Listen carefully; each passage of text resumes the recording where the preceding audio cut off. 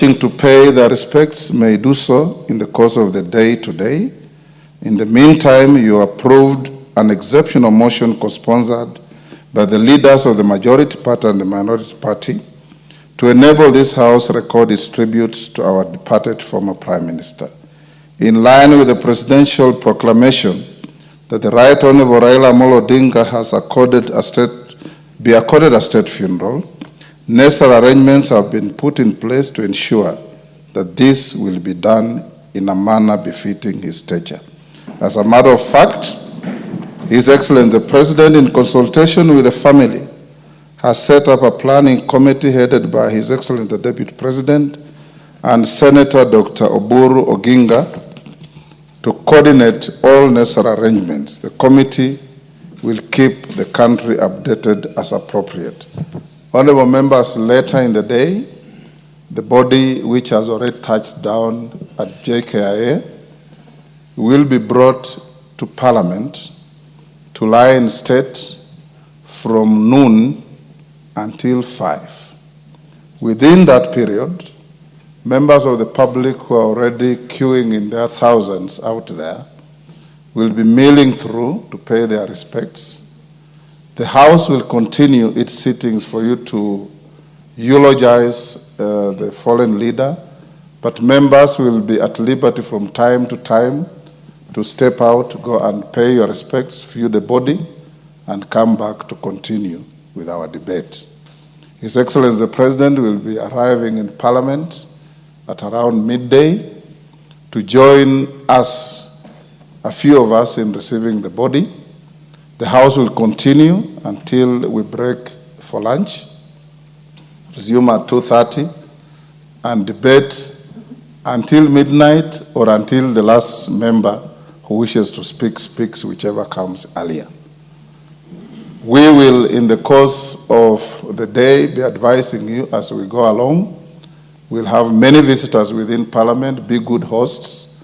There will be cabinet members, there will be military and service commanders, there will be diplomats coming to Parliament to pay their respects and play, as you always play, as good hosts. Equally important, tomorrow there will be a state funeral conducted at Nyayo Stadium.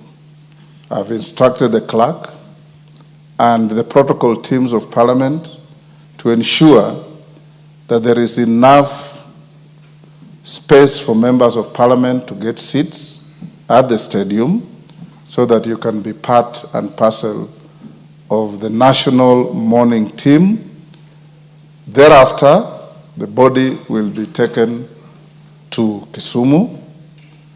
Some members, numbering about 60, have requested to be assisted to fly to Kisumu. I've instructed the clerk to do so.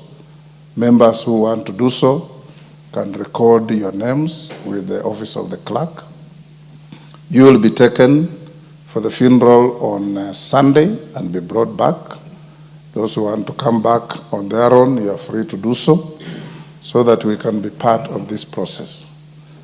The Honorable Raila, if you were not close to him, was a man who begrudged nobody, was a man who stood head and shoulders above the clouds of politics, was a man who interacted with everybody. You are truly here, and those of you who love football always sat together with the Honorable Raila watching Arsenal, which was our team, and a team that he loved so much. When Arsenal was playing, Honorable Raila would not talk to anybody until the match is over. He will pay military attention to the game, and he would count all the players up to the subs. Arsenal was in his blood like it is in mine. And I'm told Jacko Amboka has also Arsenal in his blood. So we have lost a great man. We have lost a great statesman. In the debate we are going to have, once I finish this, I'll invite Owen Bayer to move the motion. The leadership on this side, I'm told Gisairo will second the motion.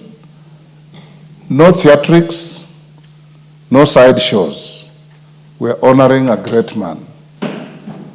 Let's not use this moment to settle unhelpful and irrelevant political scores. Let's use this moment to honor a man who fought viciously like a buffalo and immediately made peace like an antelope with all the people he fought with. Whoever imagined the Right Honorable Raila would have worked with President Moi, who had detained him for 9 years? He did. Whoever imagined the Honorable Raila would sit in the same government as Prime Minister to President Kibaki after the 2007 vicious political contest? And he did. Whoever imagined the Right Honorable Raila Odinga would have a handshake with Uhuru Kenyatta, our former president? And he did. Whoever imagined the Right Honorable Prime Minister Raila Odinga would sit with President William Ruto after the last contest in 2022, that he was bruising and vicious? And he did. He is an example for all of us to emulate, that a political contest is not enmity. A political contest should not divide our country. A political contest should only be an opportunity to give wananchi to decide who of us should lead.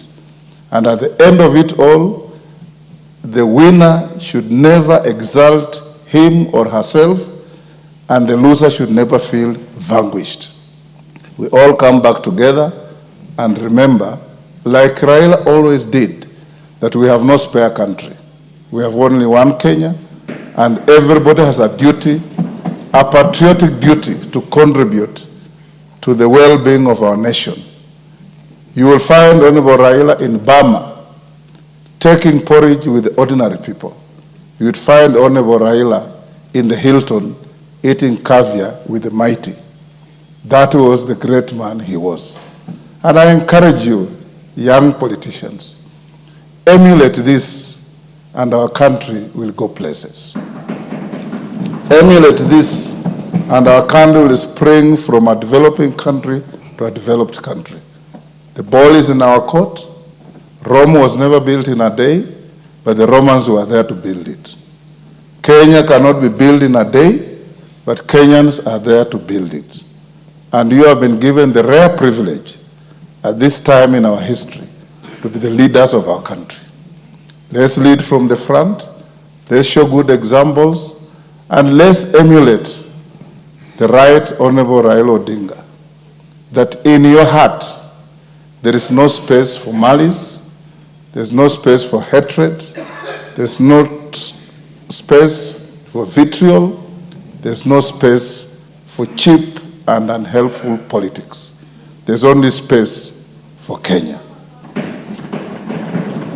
Honorable members, in honor of, pardon? Take your seats.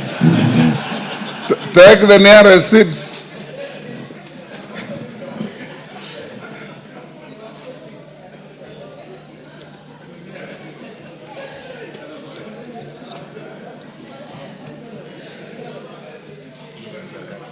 Yeah?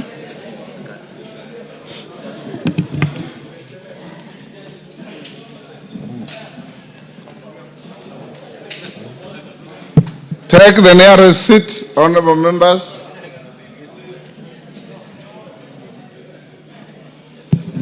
Honorable Soro, you are missing in action.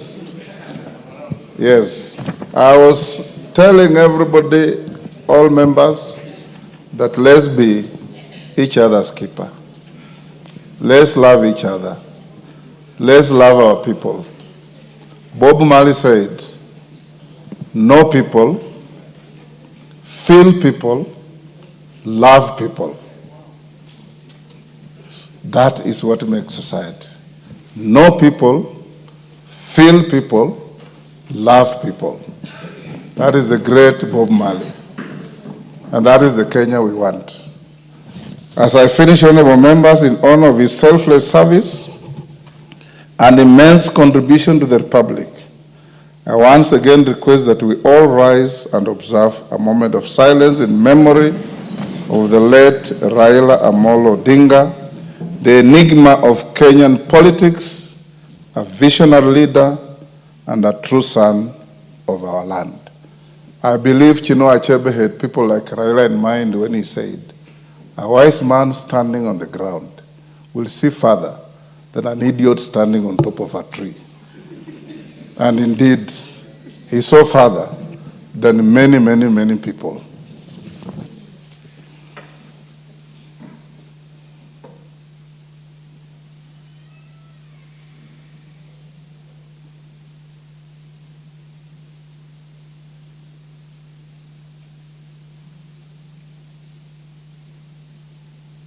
May the good Lord rest his soul in peace. Honorable Raila Odinga is dead. Long live. Thank you.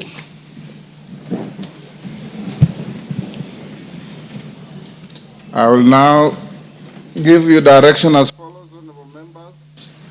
The mover of this motion will have 10 minutes. The seconder will have 10 minutes. Your leaders, when they come, will have 20 minutes each. Each member will have 5 minutes to speak.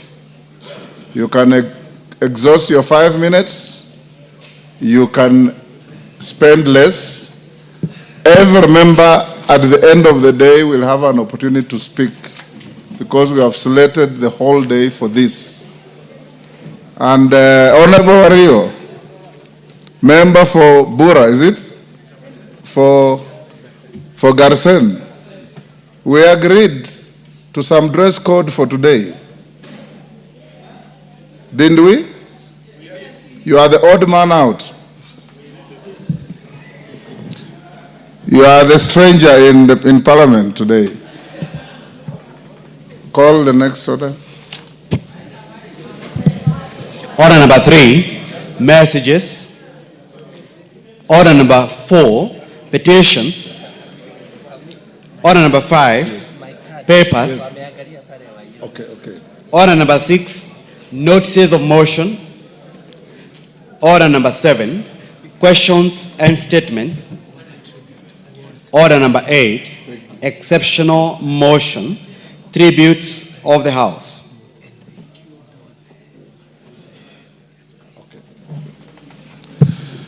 Thank you. Owen Bayer, you have 10 minutes to move the motion. Okay. Thank you very much, Honorable Speaker. Honorable Speaker, I beg to move that following the presidential proclamation issued on 15th October 2025 regarding the passing on of the Right Honorable Raila Odinga, EGH, the former Prime Minister of the Republic of Kenya, and pursuant to the provisions of Standing Order 259D1, the tributes of this House be recorded in honor of the late former Prime Minister's contribution in this House, his selfless service to the Republic and the continent of Africa, and for his role in promoting democracy, peace, and stability in Kenya and the region. Honorable Speaker, on my own behalf and on my own family and the people of Kilifi North constituency, and indeed on behalf of the members of this House, convey our deepest and most heartfelt condolences to the family of the late Right Honorable Raila Odinga following his demise. Honorable Speaker, in mourning the great Right Honorable Raila Odinga, I want to paraphrase the words of John Quincy Adams, the 6th President of the United States of America, and say this: Raila Odinga's actions inspired this nation to do more, to be more, to learn more, and to become more. Honorable Speaker, the Honorable Raila Odinga was a leader for all Kenyans, even those who did not believe in him. He was a warrior for Kenya. He was our Mandela. Honorable Speaker, you may recall when Mandela was released from prison, he shook hands with his jailers and served in the same government with his jailers. is the same spirit with which the Honorable Raila Odinga took every time there was a contest, a fierce contest in this country. But every time, those who ridiculed him, those who said words about him, but every time we ended an election, Honorable Speaker, the Honorable Raila Amolo Odinga sat with the same people and steered this country towards the next level. And that was the man, Raila Amolo Odinga. Raila personified liberation, justice, and the rule of law, epitomized by the coming into force of the new constitution, and that he believed in constitutionality because that's what he thought and believed that this country should be governed on the principles of constitutionalism.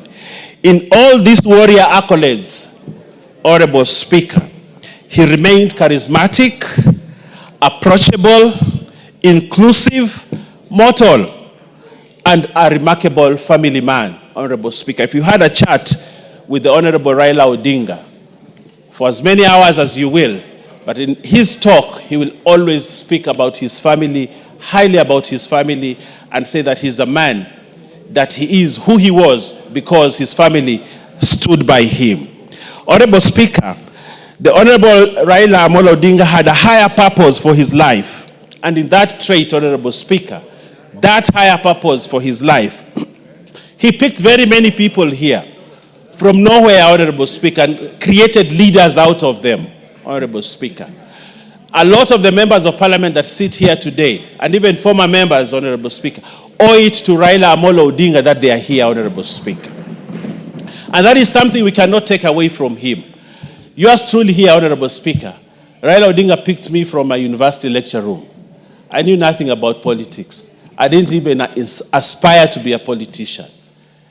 But when I met him and he encouraged me, and I feared running for a political post, but he encouraged me. Today, I am the leader that my people can depend on because Raila Amolo Odinga made me who I am today.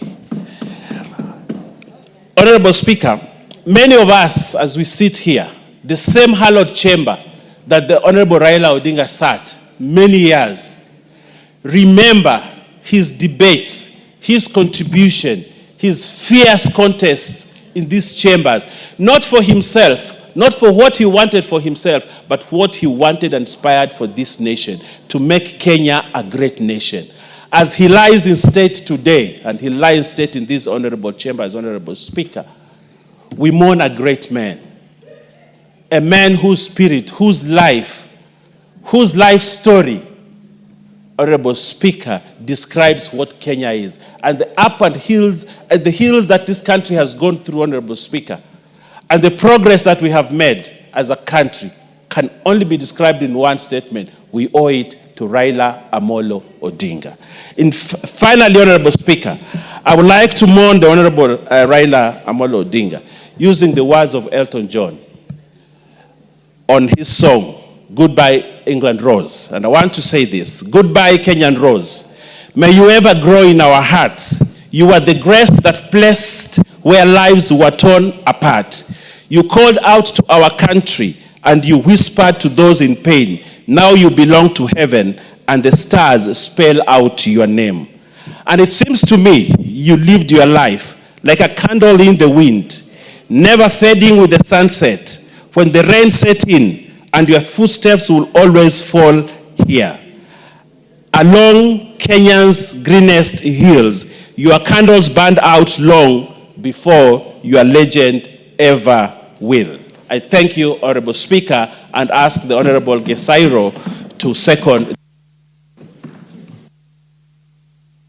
Gesairo. Thank you, Honorable Speaker.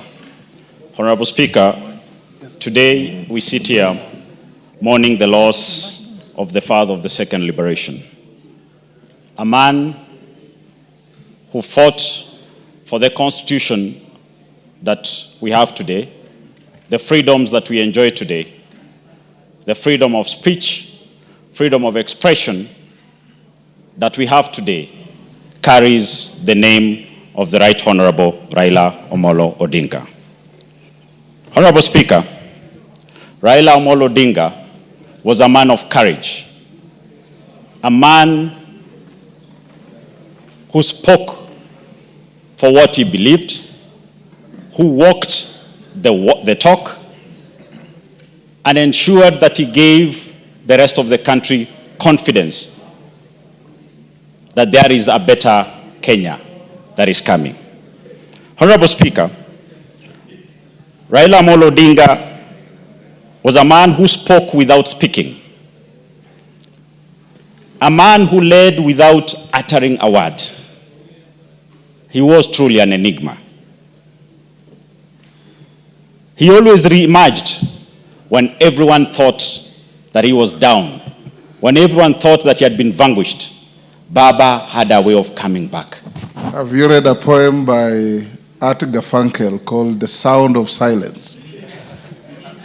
Not yet, Honorable Speaker.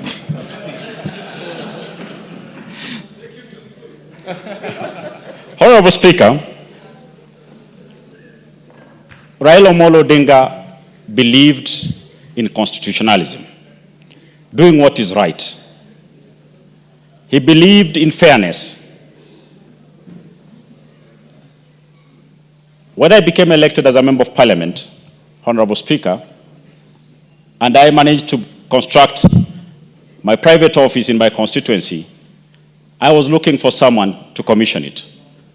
Honorable Speaker, the Right Honorable Raila Odinga did agree and honored me to commission it. He did come with Mama Ida.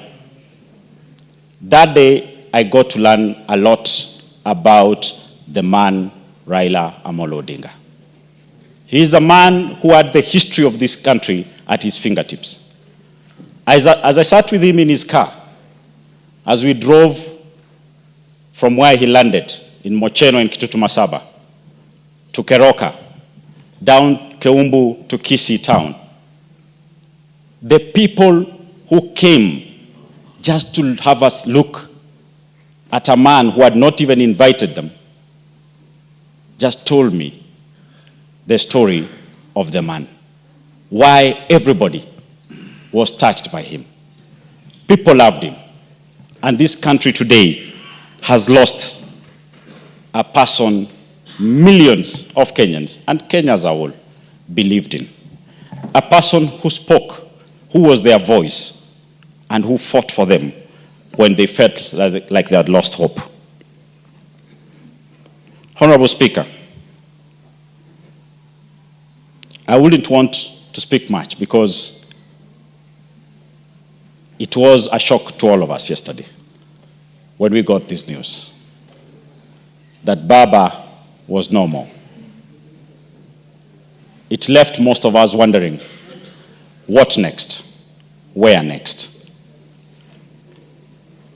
But we're sure that the many sons and daughters he raised politically will carry on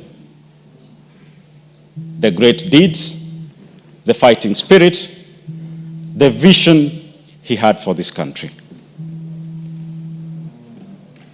On behalf of my family, the people of Kitutu Masaba, and myself, I convey our message of condolences to the Odinga family, to the ODM family, and Kenyans as a whole for losing a man who believed in us, who believed in this country.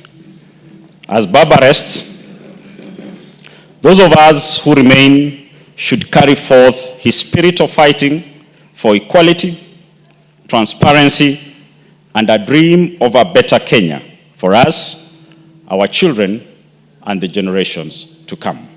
Honorable Speaker, I thank you and I second. Honorable members, I now propose the question at order number 8, which is that following the presidential proclamation on 15th October 2025 regarding the passing on of the Right Honorable Raila Odinga AGH, the former Prime Minister of the Republic of Kenya, and pursuant to the provisions of Standing Order 259D1, the tributes of this House be recorded in honor of the late former Prime Minister's contribution in this House, his selfless service to the Republic, of Kenya and the continent of Africa, and for his role in promoting democracy, peace, and stability in Kenya and the region. Before I give the next speaker, allow me, there's some urgent business, to go back to orders numbers 5 and 6 for the Honorable, is Chepkonga here, or is it Owen Baya who is Chepkonga? Who? Kishimo. Yes, to lay some urgent paper on the table and give notice of motion. So call out order number 5. Order number 5, papers. Bishimo. Thank you, Honorable Speaker, and on behalf of the Chairman, Committee on Delegated Legislation, Honorable Speaker, I beg to lay the following paper on the table of the House today, Thursday, 16th October 2025. Report of the Committee on Delegated Legislation on its consideration of 1. The Petroleum Business Licensing and Petroleum Logistics Facilities Construction Permit Regulations 2025, legal notice number 95 of 2025. 2. The Petroleum Licensing or Petroleum Road Transportation Business Regulations 2025, legal notice number 96 of 2025. 3. The Petroleum Operating of Common Petroleum Facilities Regulations 2025, legal notice number 97 of 2025. 4. The Petroleum Information and Statistics Regulation 2025, legal notice number 98 of 2025. 5. The Petroleum Lubricants Facility Construction and Licensing Regulation 2025, legal notice number 99 of 2025. 6. The Petroleum Retail Dispensing Site Construction and Licensing Regulations 2025, legal notice number 100 of 2025. 7. The Petroleum Liquefied Petroleum Gas Regulations 2025, legal notice number 101 of 2025. 8. The Regulations Petroleum Information and Statistics Revocation Regulation 2025, legal notice 102 of 2025. 9. The Energy Retail Facility Construction and Licensing Revocation Regulations 2025, legal notice number 103 of 2025, and the Petroleum Products Quality Management Regulations 2025, legal notice number 104 of 2025. I beg to lay, Honorable Speaker. Next, order number 6. Order number 6, notices of motion. Bishimo. Thank you, Honorable Speaker. And Honorable Speaker, I beg to give notice of the following motion: that this House adopts the report of the Committee on Delegated Legislation on its consideration of 10 regulations relating to the petroleum sector laid on the table of the House on the Thursday, 16th October 2025, and pursuant to the provisions of Section 18 of the Statutory Instruments Act, Cap 2A, announce in entirety the following regulations. 1. The Petroleum Business Licensing and Petroleum Logistics Facility Construction Permit Regulations, legal notice number 95 of 2025. 2. The Petroleum Licensing and Petroleum Road Transport Business Regulations, legal notice number 96 of 2025. 3. The Petroleum Operating Common Petroleum Facilities Regulations, legal notice number 97 of 2025. 4. The Petroleum Information and Statistics Regulations, legal notice number 98 of 2025. 5. The Petroleum Lubricants Facilities Construction and Licensing Regulations, legal notice number 99 of 2025. 6. The Petroleum Retail Dispensing Site Construction and Licensing Regulations, Legal Notice number 100 of 2025. 7, the Petroleum Liquefied Petroleum Gas Regulations, Legal Notice number 101 of 2025. 8, the Energy, Petroleum Information and Statistics Revocation Regulations, Legal Notice number 102 of 2025. 9, the Energy Retail Facility Construction and Licensing Revocation Regulations, Legal Notice number 103 of 2025.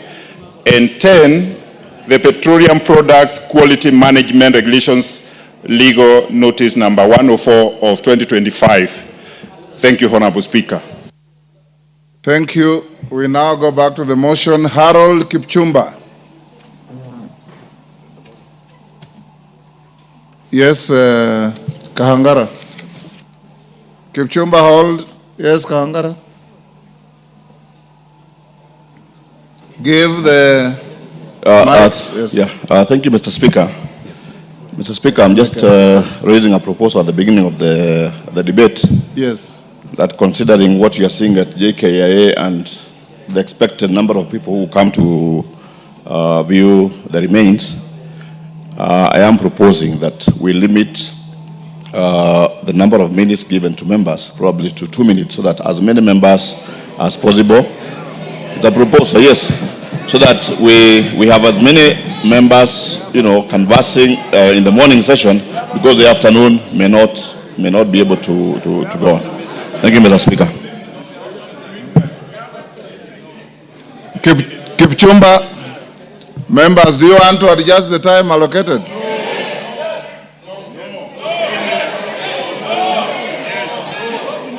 Order. You passed a motion to sit up to midnight. I know that there is an anxious but peaceful crowd out there wanting to see the body of the Prime Minister. The body is not here yet. The body will be here by noon. Those of you who want to speak for 1 minute, do so. Those of you who want to speak for 2 minutes, do so. Kipchumba. Thank you, Honorable Speaker. I stand to pay tribute to my friend and leader. I first met Right Honorable Raila Odinga. Yes, member for Kapchai.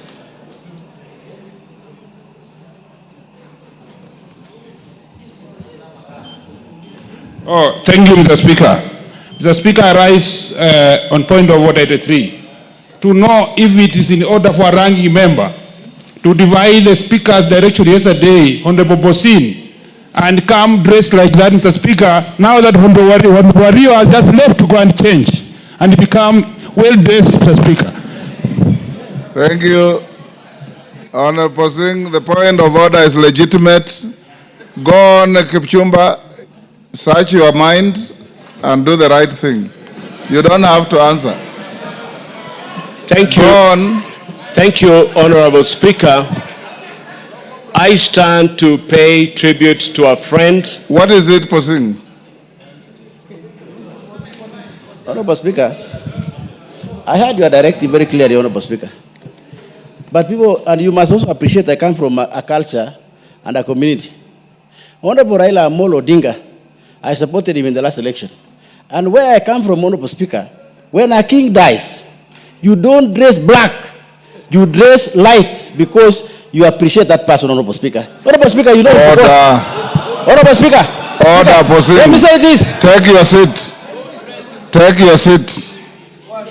To begin with, I know the anthropology of every community in Kenya. What you are saying is not correct. Go on, Kipchumba. Thank you, Honorable Speaker. I stand to pay tribute to my friend and leader, Right Honorable Raila Odinga, the person I first met in the corridors of cells in 1986 while fighting for democracy. I was picked as a suspect of the Fairer movement then. And since we met, he looked at me and wondered how a police officer would handcuff a person on crutches. And we became friends. It is hard to put into words what Right Honorable Raila Odinga means to me, not just as a leader, but as a friend. I have seen in him strength that is silent, patience that does not waver, and a belief in people that never fades, even in times that are rough. Mr. Speaker, the Right Honorable Raila Odinga has carried the weight of Kenya on his shoulders more times than anyone should have done. Yet, he still walked with hope, still laughed, still listened, and still dreamt of a Kenya that would live up to its promise of being a great nation. That kind of faith is rare. Mr. Speaker, sir, to me, Right Honorable Raila Odinga has been more than a political figure. He was a teacher of history, democracy, good governance, social justice in this country. He has always provided me with a shoulder to lean on and inspired in me resilience to overcome extremely challenging occasions. A mirror for courage, a role model for integrity and assurance that patriotism is not a slogan, it is a way of life. Mr. Speaker, sir, Honorable Raila, his journey has inspired us to keep pushing, to keep believing, and to never trade truth for convenience. Thank you, Honorable Raila, for showing us what leadership looks like when it is grounded in love for the people and country. Mr. Speaker, sir, the Right Honorable Raila, I call him Baba, showed great love to persons with disabilities whom he constantly nurtured politically and helped them climb to their highest political heights both in Orange Democratic Movement Party and the Houses of Parliament. At a personal level,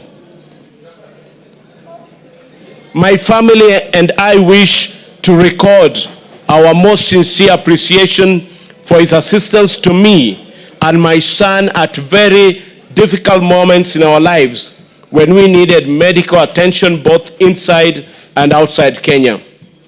After a fatal road accident involving me and my son in 2013, he mobilized and paid for the top neurosurgeons in the country to manage my son. Even when my nomination to the Senate was nullified, he stood by both morally and financially to date. This lasted for the period 2013 to the time of my current nomination to the National Assembly, which he wholeheartedly supported and facilitated, notwithstanding the fact that I came from a community that did not significantly support our party, ODM. Lastly, Mr. Speaker, sir, let me end by... Give him 30 seconds to end.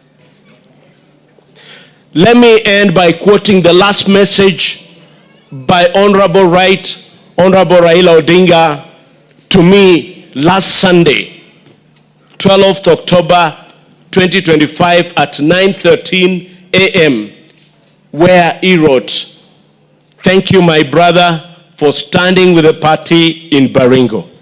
I will always cherish this personal affection and recognition. Fare thee well, my friend, Right Honorable Baba." Thank you, Mr. Speaker, sir. Thank you. Member for Bumula. Wamboka. Thank you, Honorable Speaker. It is indeed difficult to mourn a friend, a father, to all of us and to the nation. When my friend Wafula Buke called me yesterday morning of the passing of Raila Odinga, I did not believe, Honorable Speaker. It looked like a normal joke, April Fool's Day.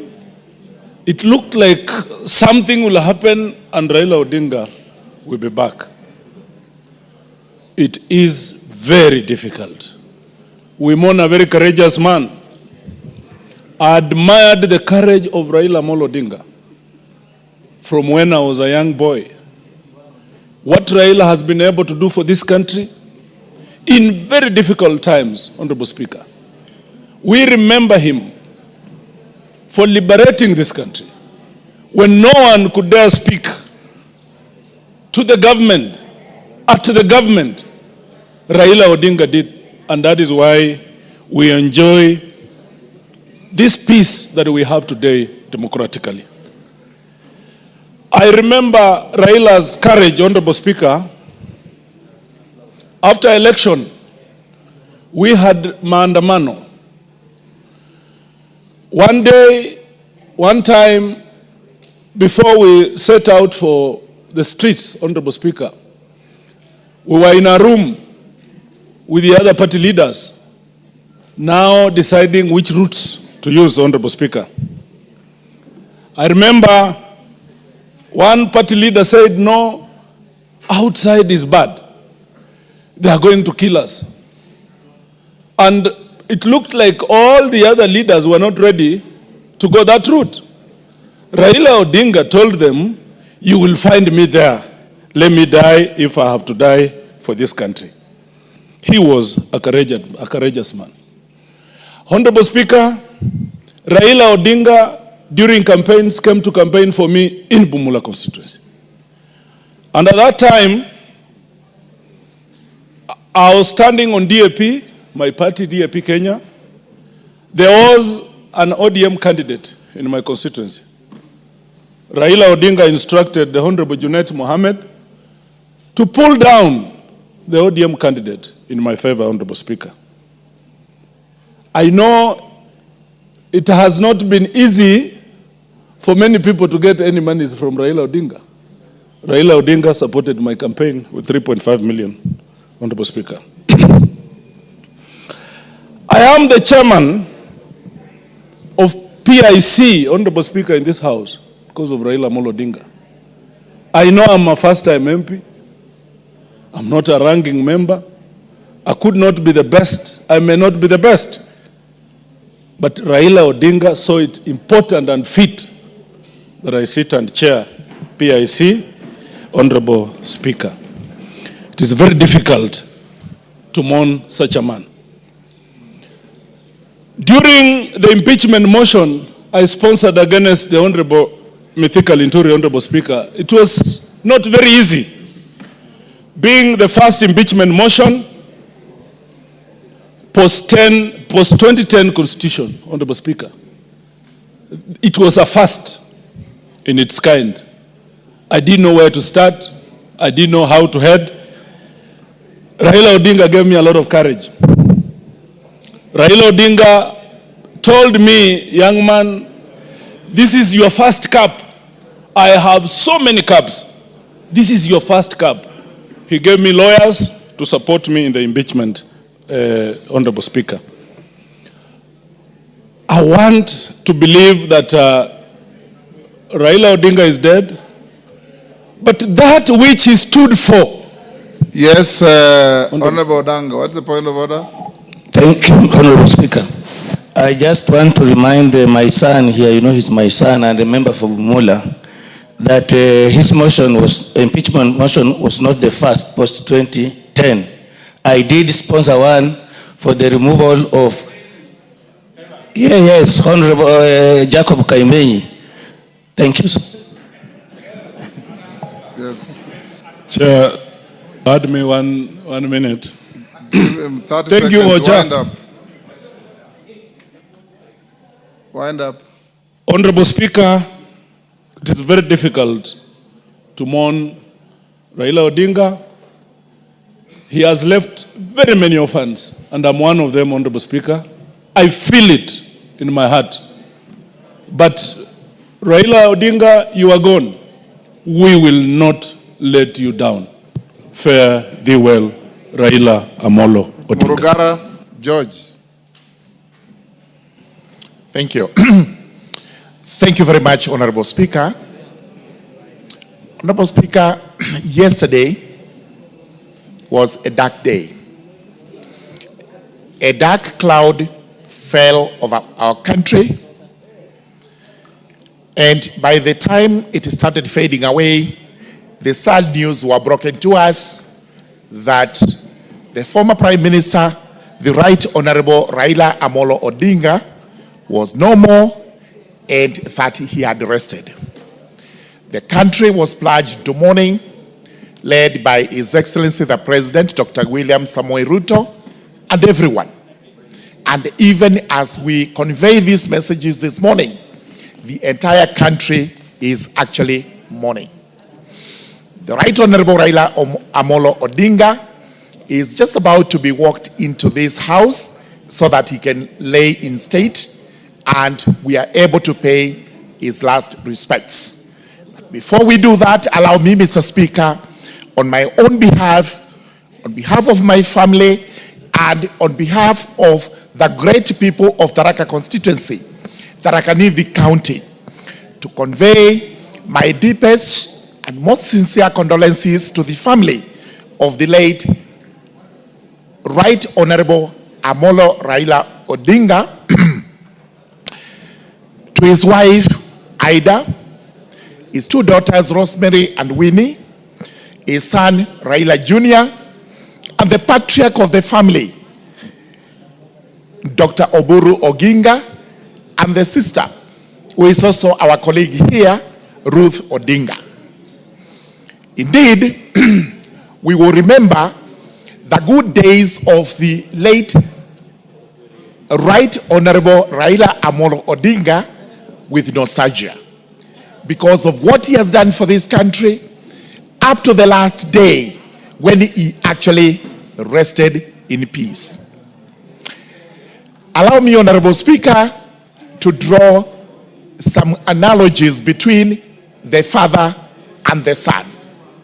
We all know that Raila Amolo Odinga was the son of the doyen of opposition politics in the country, the late Adonijah Oginga Odinga, whom we reverently referred to as the Jaramogi. Indeed, it's extremely proud for one to be like his father. Both were selfless persons who would sacrifice everything for the sake of the country, Kenya.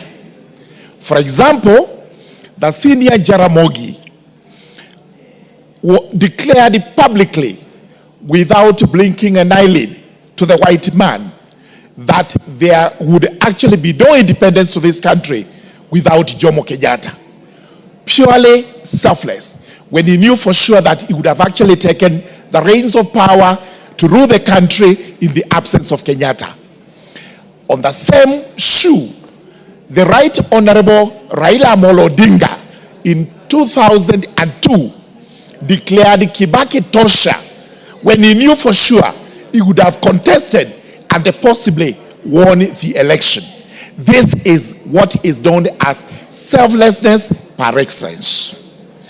Similarly, even the tribulations, the travails, or went through were similar. Detained purely because they were advocating for good governance in the country. With those remarks, it is important to say that like father, like son, Raila Amolo Odinga strode the country, strode East Africa, strode the continent of Africa and the world like a colossus, advocating for good governance, democracy, human rights, and justice.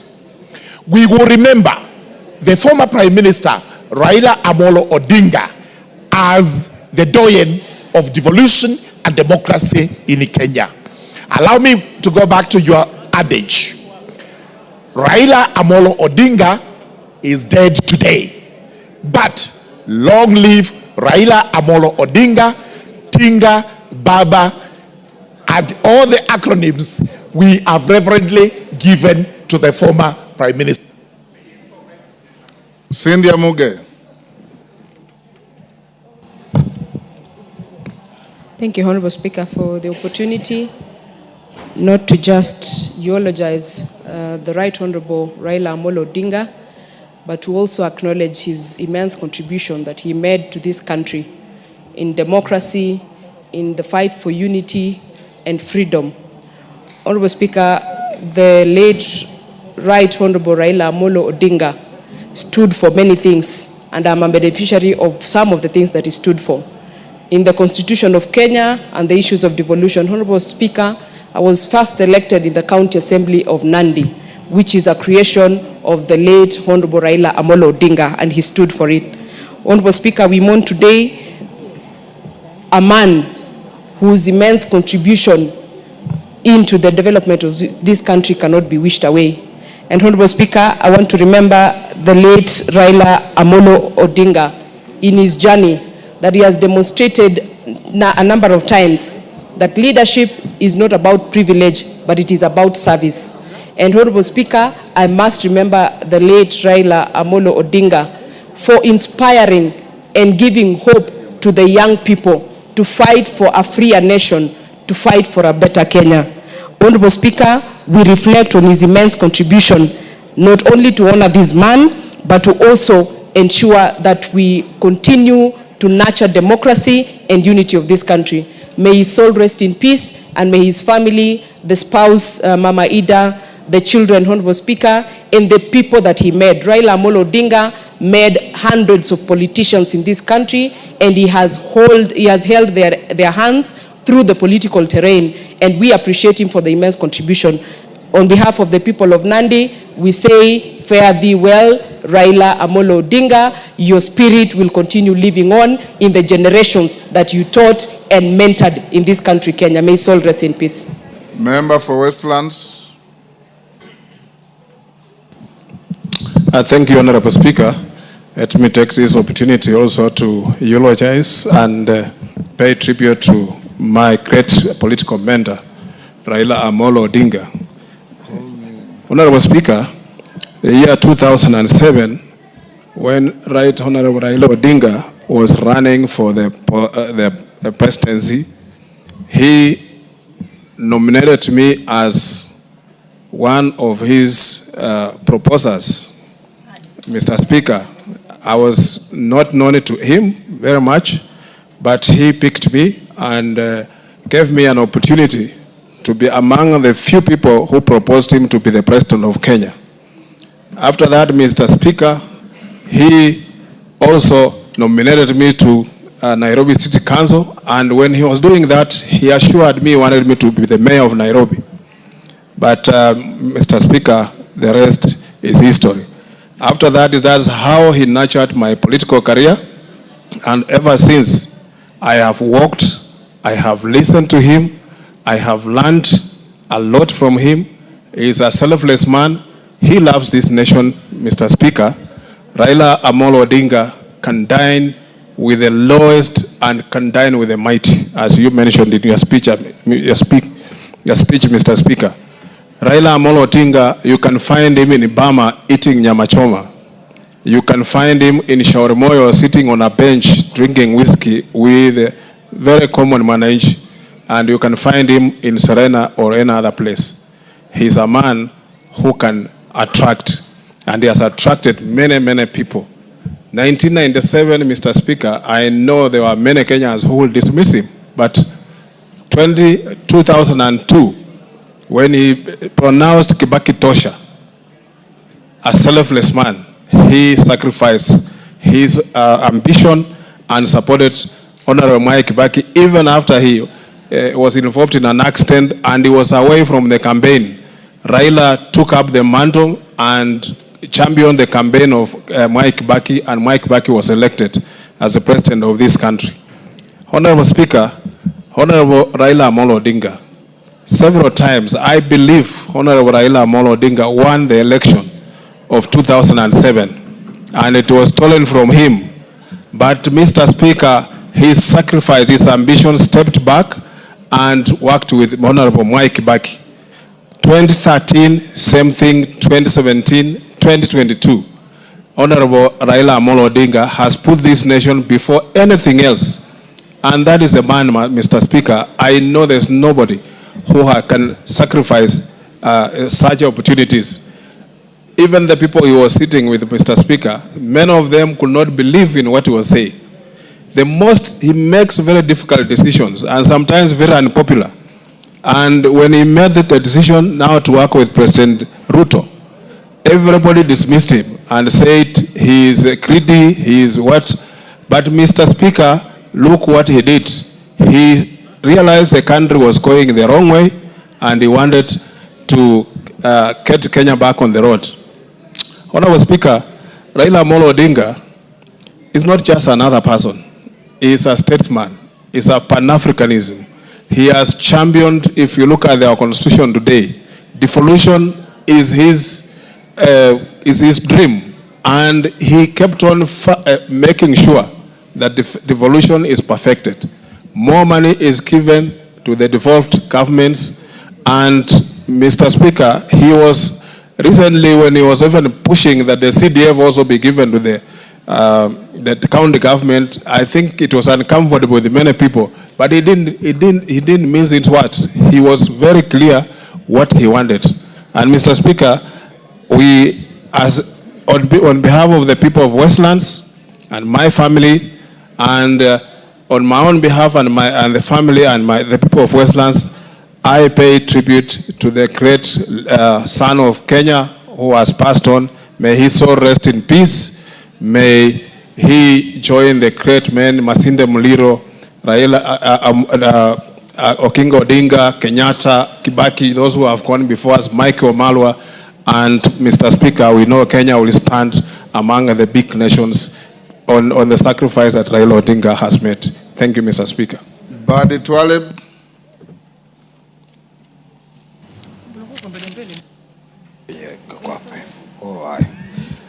Asante sana Mheshimiwa Spika kwa kunipatia fursa hii pia ili na mimi kuweza kutuma rambirambi kwa kifo cha Mheshimiwa Raila Odinga. Mheshimiwa Spika, kwa niaba yangu, kwa niaba ya familia yangu na kwa niaba ya watu wangu wa Jomvu, twatoa rambirambi sote kwa familia ya Mheshimiwa Raila Odinga. Mheshimiwa Spika, mimi nilimfahamu Mheshimiwa Raila Odinga mwaka 2007 nilipochaguliwa kuwa diwani wa Jomvu Kuu Ward katika chama cha ODM, na niliweza kuintroduce kwa Mheshimiwa Raila Odinga na mbunge wangu Mheshimiwa Ramadhan Seif Kajembe. Leo Mheshimiwa Spika, nachukua fursa hii kusema kuwa tumeondokewa na mgogo wa kisiasa, tumeondokewa na baba, tumeondokewa na mtu ambaye alijitolea katika kuhudumikia serikali hii ya Kenya. Mheshimiwa Spika, nachukua fursa hii ya kumwomboleza Mheshimiwa Raila, pia vile vile kuomboleza vijana wangu watatu waliokufa maji kwa bahari juzi, Caleb Otieno miaka 21, Stephen Karembo 23 na Thomas Wanyongi ambaye ni miaka 24. Hawa walikufa maji juzi. Kwa hivyo Mheshimiwa Spika, naweza kusema mwezi huu wa 10 ni mwezi mgumu sana kwangu, kwa maana baada ya kupoteza hawa watu watatu, jana ghafla tupata Mheshimiwa Raila Odinga ameweza kutuacha. Mheshimiwa Spika, ni miezi miwili iliyopita ama mitatu, Mheshimiwa Raila Odinga alikuwa kwangu sehemu ya Miritini akianzisha ECD Center ambayo alialikwa na Mheshimiwa gavana wetu. Mheshimiwa Spika, tutamkumbuka Mheshimiwa Raila kwa mengi. Leo ugatuzi umeweza kufanya kazi thamana na Mheshimiwa Raila Odinga. Leo uhuru wa kuongea, watu wanaweza kuongea thamana na Mheshimiwa Raila Odinga. Leo Mheshimiwa Raila Odinga ameweka ndoto za watu wengi katika kuonekana kuwa na mwelekeo wa kuweza kwenda mbele. Mimi Mheshimiwa Spika, naweza kusema nilichaguliwa kama diwani 2007. Nimeanza kuwa mbunge 2013, 17 na 22. Vipindi vitatu vyote naweza kusema kwa kizungu role model wangu alikuwa ni Raila Odinga. Leo katika maisha ambao tunajaribu kuongoza, tunajaribu kumuiga Raila Odinga. Kwa maana hiyo, Mheshimiwa Spika, Raila Odinga ni mpenzi wa wengi. Hata leo nikija hapa, kuna kijana anaitwa Joseph Oluoch na vile vile Kibonge kutoka Bangladesh wakinambia lau utapata nafasi, toa pia rambirambi zetu uweze kututaja. Kwa hivyo Mheshimiwa Spika, leo mimi ni kusema kwa ni siku ya huzuni, na mimi maadamu nimepata fursa hii nasema tena kwa niaba yangu, familia yangu na eneo langu bunge la Jomvu, tutoa rambirambi kwa familia ya Raila Odinga na chama chetu cha ODM, na kuiambia familia kuwa Mungu atawapa subra na Mungu akifanya kazi yake haina makosa. Asante Mheshimiwa Spika, na Mungu ambariki Raila Amolo. Rahim. Thank you, Mr. Speaker. Mr. Speaker, I would like to pay a tribute to Honorable Raila. Honorable Raila, I met him 20 years back in Meru when he came for the Orange and Bananas campaign. I don't know if, Mr. Speaker, you were with the delegation that day. And I remember them going into Pig and Whistle. There was a hotel called Pig and Whistle. After they came out, there were rain of stones on them. And my petrol station was just opposite where they were going to hold a rally. And I remember Honorable Raila, when his speech on that day was, because the rain of stones was so much that he said, nyinyi wa Meru mutalia nikiingia nikiwa rais. And then from there, that was the first time I encountered tear gas in my whole life. And that's when my political career started. After that, he went to Makutano and then Maua, and that was then. After that, we came on the same side. I was on the other side. I was for the banana, and he was for the orange at that time. They beat us hands down in the referendum of 2005. But we got back again with Honorable Raila in the one we have, the Constitution 2010, in the referendum. We were on the same side. And again, we were on the same side when we did the BBI referendum, which we failed, but we were together then. And again, when in 2021, I was on his side. Mr. Speaker, Honorable Raila is an enigma, he's Baba, he's everything. And I believe to get somebody like him will take a long, long time. I don't think we will ever get somebody who has gone to detention, who has suffered for this country, and the way he has sacrificed himself. Had Honorable Raila not come through last year to form the broad-based government, I think we would have gone the Madagascar way or the Nepal way or anywhere else. So Honorable Raila did a big favor to this country. The Gen Zs should not think that he betrayed them. He made sure this country, we are safe, and where we are today, we owe it to Honorable Raila Odinga. And I believe with what is happening today, we need to give him a befitting standing. And I say, God bless him. Revelations 14:13 says, the dead who die in the Lord, the rest from their labors and their deeds will follow them. Inna lillahi wa inna ilahi raji'un. Thank you, Mr. Speaker.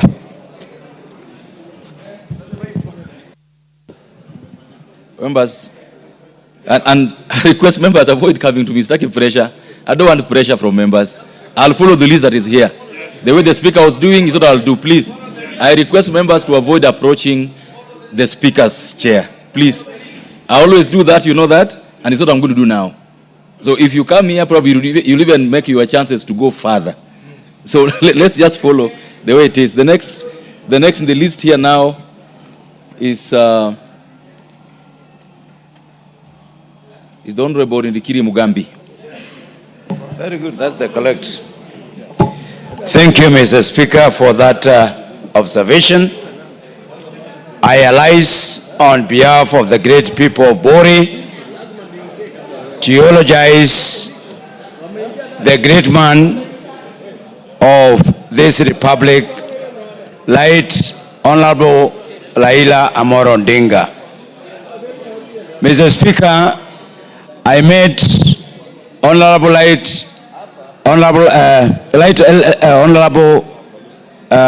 Prime Minister in 2007.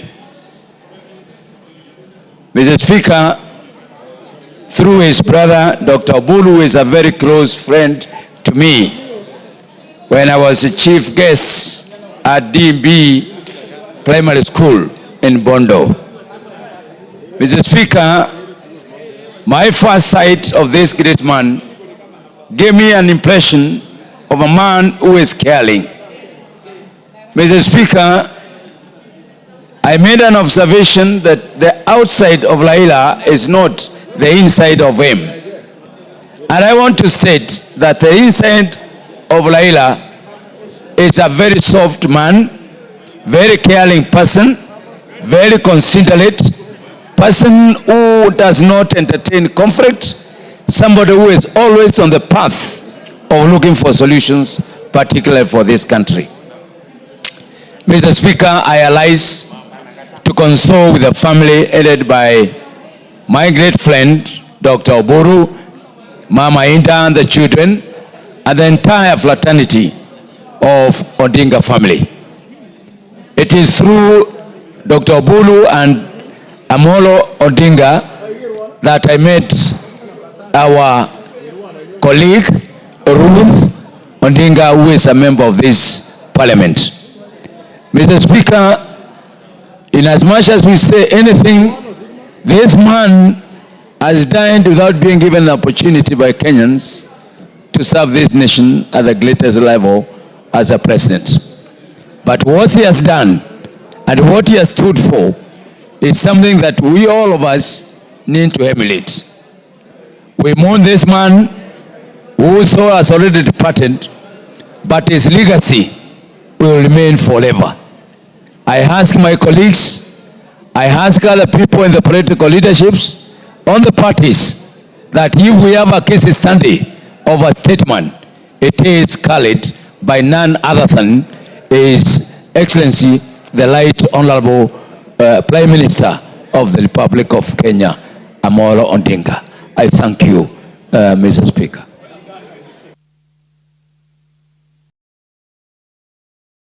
Member for Bondo.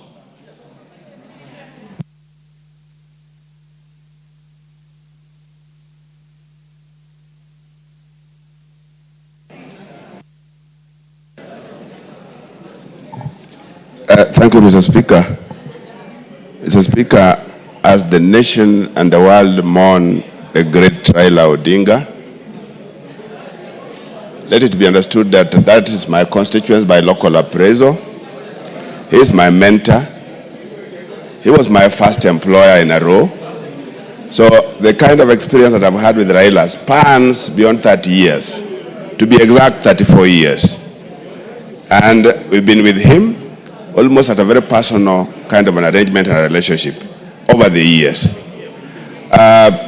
Honorable Raila didn't just get to Parliament the way many of us do. It was a great effort by a group of us, a small group of us, because that time Raila himself was in exile. Raila didn't campaign, he was not in the country, and if at all there's any other person who has ever gotten into this parliament, minus campaigning, is Raila Amolo Odinga. He did that by virtue of the work that we are doing. I'm the one who went out meeting the small groups with Ida, with Joe Ager, a small group headed by Okiri Pacho as the chair, Shem Akuba, William Okelo, and a small, we're not more than 10. We did that, and Raila got into parliament in 1992 without stepping in the constituency in the name of doing a rally. Fortunately, he didn't know many of the people. He didn't know even where the polling stations were. So that was our effort. Come 1995, when there were issues in Fort Kenya, Raila crossed and actually crossed the floor because he left his party and took another party called NDP. NDP, because of that, had to go for a by-election. So what I did, or what the small group of us did in 1992, we remember it because now Raila could not move to the constituency the way he had wanted, because me at that time had left back to the university for my master's. And he had to come to literally look for us. And that's when Raila got back to parliament in the by-election of 1995. One or two things that I'm too sure that maybe members may not be knowing of Raila. A lot of the things that Raila did, a lot of actions and decisions that Raila implemented, many of them he was not the planner. Many of them he was not initiating. But he had an exceptional courage once convinced. The honorable members, anytime. Order. This is a very solemn moment. And I think it's fair to allow the member of parliament for Bondo, who is also Raila Odinga as member of parliament, to be listened to. It's a solemn moment. It's not a moment where someone will be contributing and we are all not giving him a chance to, or we are all, doing whatever we are doing. Go ahead. Thank you, Mr. Speaker. What I was trying to say is that a lot of things that we might have seen Raila do, many times was not the planner, many times was not the initiator. But the courage and the manner in which, when he was convinced he was taking these things, by the end of the day, they were his things. By the end of the day, they were his activities. And he did them with a lot of courage. The other thing that maybe other members may not know is that Raila was a person who did a lot of multitasking. In fact, if you booked for an appointment and you are talking to him, one person on a phone, your appointment will collapse. He's one person that when he was talking to 3, 4, 5 people, definitely that's a thing that will pass. He used to multitask a lot. He was a man of crisis. In fact, many times Raila managed the crisis as though he was planning to manage them. It was very unique in terms of crisis management. Finally, Mr. Speaker, when it got to the issue of how it looked at the principle in sporting, of the issue of the winner and the loser. Many times as a sportsman, a great sportsman, he placed in front of him the principle that once you are in a game, you will either lose or you will win. And that's exactly what he had all along. When he went into the games, in the political game, when there was a loss, he will recognize that. And that is exactly why he didn't believe so much in this idea of winner takes it all. He didn't believe in it because after elections, he had wanted that the nation gets back to its feet and that winning government serves everybody. Thank you, Mr. Speaker. Well said. Next is the member for Aldai. Thank you, Honorable Speaker. I stand to eulogize a great man, Baba Raila Amolo Odinga. My sympathies go to the family, Mama Ida, the family, the people of ODM, the people, the broad-based government, and the people of Kenya. We have lost a great man. We have lost a hero, a person who today we celebrate and we are happy about democracy because he is the father of democracy. I think we all remember right from the 82 coup all the way to 1992 to 2010 to the birth of the 2010 Constitution, and in each time Raila Odinga fought hard for the democracy of this country, for the freedoms that we today enjoy in this country. Many young people today talk about and are happy to participate in the democracies of this country, and they forget that the real person or the person who brought this democracy is Baba Raila Odinga. We want to say thank you for what he did, and we say that he did a great job. The history of this Kenya will be, when the history of this Kenya will be written, his name will be will forever be appear in the history as being the person who fought for this country and fought for the nation. I want to say that the people of Aldai constituency say pole to the family, and we as we mourn the death of Baba Raila Odinga, and we want to say may his soul rest in eternal peace. Goodbye, Baba. Thank you. Thank you. So that you know, the next people to speak are going to be the following, as per the board. Next is the member for Nambale, followed by the member for Dagoretti South, then the member for Butula. Those three in that order. Member for Nambale. Yeah, thank you, Mr. Speaker, for giving me the opportunity to speak pay my tribute to Baba Raila Odinga. Mr. Speaker, as it has been said, Raila is a true father of democracy in this nation. Many people have said that indeed, sometimes in the year 1994, when Raila disagreed with the ideologies of Ford Kenya, he formed his party, NDP, and did the right thing, which was to surrender his seat and go back for by-election. Mr. Speaker, this is a decision very few politicians, and actually is the only one since that time that has made this particular decision, so that you obey the institutions and the democratic space that is placed in our nation.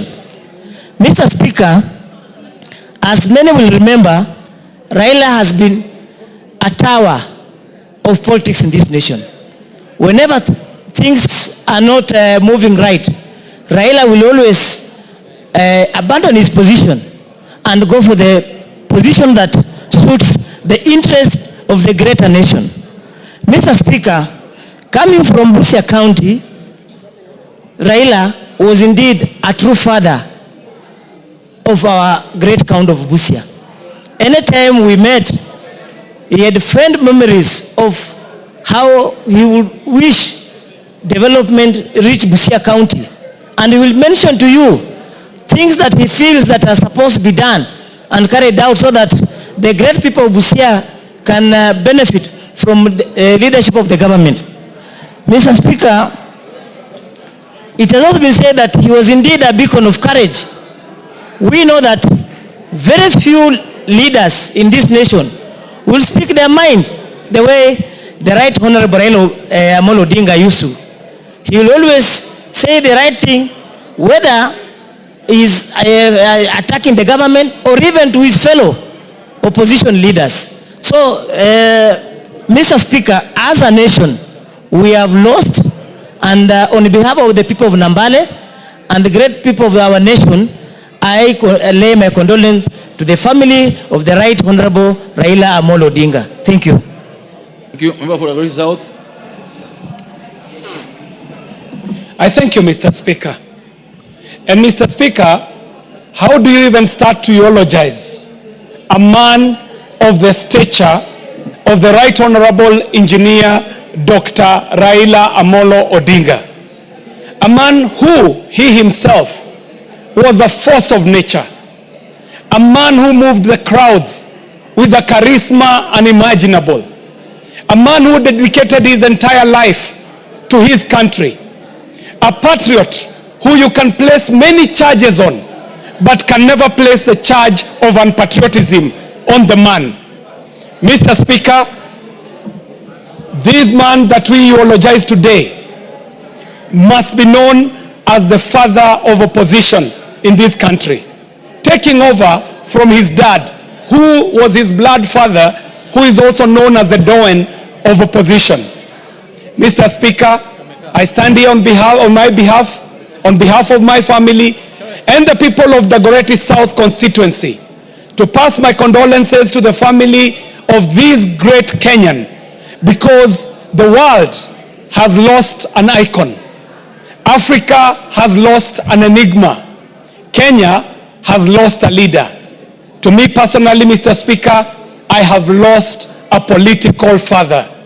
Mr. Speaker, I met the late former Prime Minister as a very young man when he used to be a youth leader within the Ajip House, campaigning for his father, Mr. Speaker, when the original Ford was formed.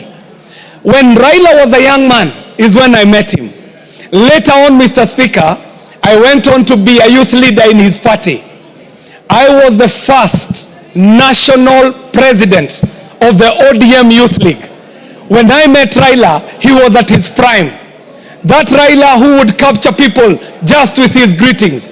The man who would walk into these rallies and he would lift one hand and he would say, "Haya, haya," and the world would go silent. And he would lay out the history of the country to the people. And when he had captured the attention of these crowds, he would end it on a high. Tendawili, tendawili, na watu kilero hata hiji nini yetu takuwa chama. Mr. Speaker, this is the gentleman that I eulogize. A man who picked me up when I was trying my skills in politics as a young man, took me to Dagoretti, introduced me to the people of Dagoretti, delivered an election for me in an election that he himself also won. Mr. Speaker, Raila Odinga won the election of 2007. But try as we did to swear him in, this gentleman told us that even as we are approaching the election of 2007, we will have to be cautious to ensure that we leave a country for the future. Mr. Speaker, I want to pass my condolences to my colleague, the Honorable Ruth Odinga, our colleague in Senate, the youth leader, the Gen Z himself, Dr. Oburu Odinga, to the children, Rosemary, Winnie, Junior, and posthumously, my very good friend, Fidel Odinga. Here, we want to thank this family for sharing such a consummate patriot with Kenyans. When Kenya called him Baba, we meant it. But we know that he was the blood father of these children who had given up their father, committed him to the service of nation. And today, we mourn a great Kenyan. And as I said, Mr. Speaker, the world mourns a great icon. Kenya will be mourning an enigma, and so will Africa. But for me, Mr. Speaker, I want to eulogize a great patriot who also happened to be my political father.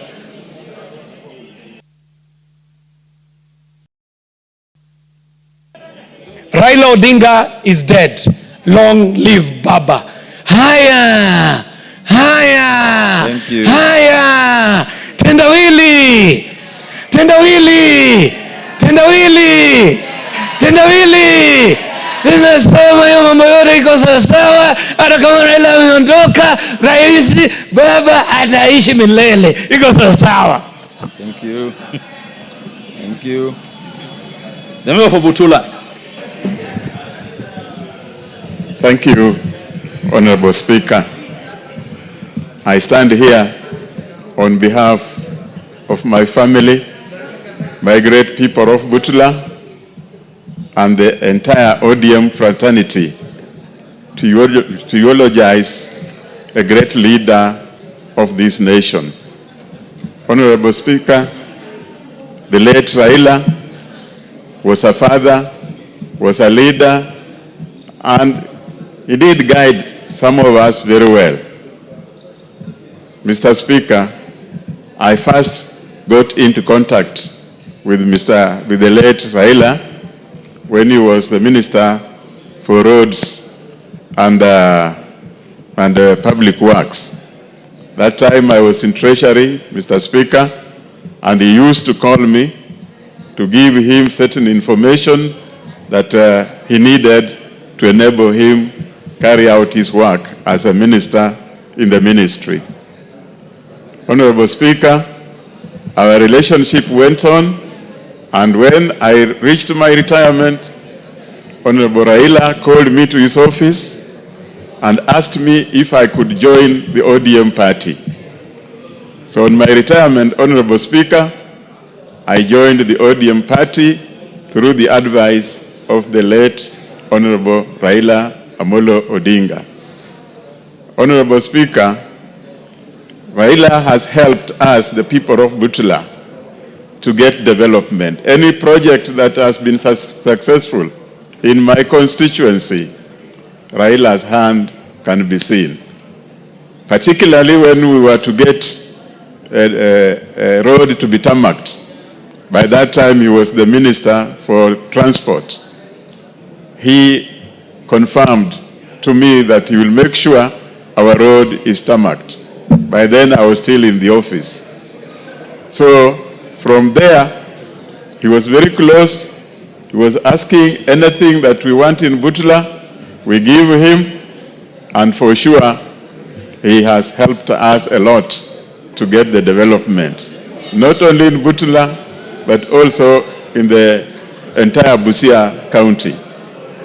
Honorable Speaker, the late Raila will be remembered dearly by the people of Butula and the people of Busia. Anytime there was arrangement for Honorable Raila to come to Busia, people came out in big numbers. Everybody wanted to be close to him. And he was calm, he addressed people, and everybody was happy with his guidance. He always told people, be peaceful and work hard. So he made us work hard for the benefit of our people of Butula. Honorable Speaker, we eulogize a great leader and African politics, and a person who is loved all over the country. He did much for this country, and his name will not be erased in any records of this country. We will keep remembering him. It will be difficult to erase the name of Raila from our people. We will continue remembering him, and I want to send my condolences to the family, particularly the wife, Ida, the children, and the brother, Honorable Dr. Odinga, who is also my great friend, and the entire ODM fraternity. Thank you, Honorable Speaker. Thank you. Asante Mheshimiwa Spika kwa kunipatia fursa hii. Niruhusu kwanza nianze na aya ya Quran tukufu sura Al-Imran aya ya 185 inayosema kullu nafsi zaikatul maut, kwamba kila nafsi iliyoko hai itaionja mauti. Tukiwa hapa sisi sote tutaonja mauti, na wale ambao pia tukiwa hapa tunajua kwamba wapo ambao Mwenyezi Mungu ameweza kuchukua nafsi zao. Lakini kwa nini leo tumechukua fursa hii kuzungumzia nafsi moja ya Raila Amolo Odinga? Hii ni nafsi moja, ni mtu mmoja ambaye katika halaiki ya watu, yeye peke yake ndio watu waliamua kumuita baba. Sikumbuki hata sehemu moja ama siku moja ambayo yeye alisema kwamba niiteni baba. Lakini watu wenyewe kwa yale ambayo ameyafanya, yale ambayo ameyatenda, yale ambayo anayozungumza, wakaona huyu ndiye baba yetu. Kila mtu alizaliwa na babake na mama yake, lakini watu wenyewe wakaamua hivyo. Sisi watu wa pwani tumemwenzi baba. Tunajua siasa kutoka zilipoanza, kura hupigwa, lakini kwa ujumla watu wote wa pwani humpigia baba. Na kwa nini inakuwa hivyo? Inakuwa hivyo kwa sababu baba Raila Amolo Odinga amekuwa akizungumza sauti ya wanyonge. Alikuwa akizungumzia maonevu ambayo watu wa pwani kwa ujumla wamepitia na baada ya uhuru. Alikuwa akizungumzia masuala ya mashamba. Alikuwa akizungumzia ajira kwa wale watu ambao huwa hawapati nafasi za kupanda ngazi za juu. Kwa hivyo kwa watu wa pwani kwa ujumla na kwa Wakenya wengi walikuwa ndio sauti ya wanyonge, kwamba baba akisema amewazungumzia watu wengi. Na ndio maana kusema hata wakati tukitaka kubadilisha katiba kwa mara ya kwanza na yeye akakataa, watu wengi walisema vile baba amesoma, sisi hatuna haja ya kusoma, moja kwa moja pia sisi tunakataa. Mheshimiwa Spika, miezi miwili iliyopita tukiwa tunapeana mradi pale wa umeme na Mheshimiwa Waziri Wandai, tukiendelea na hizo sherehe, Waziri Wandai aliweza kunong'onezea kwamba nimepigiwa simu na baba akiniambia kwamba katika eneo lako bunge kuna shule ambayo imetajwa Jaramogi Oginga, na ameniamrisha kwamba kabla nitoke Matuga niende kuiona hii shule. Baada ya hiyo sherehe tuliambatana na waziri mpaka kule sehemu ya Mazumalume ambayo hii shule ipo, ambayo nimeweza kuijenga kupitia mfuko wa NGCDF. Lakini kuna historia kwa nini hii shule imejengwa pale. Mzee marehemu bila shaka, ambaye babake alikuwa katika wale watu ambao walipigania uhuru, aliwahi kukaa na baba yake baba Raila Amolo Odinga, mwenda zake Jaramogi, mpaka kukaa nyumbani kwake Simba.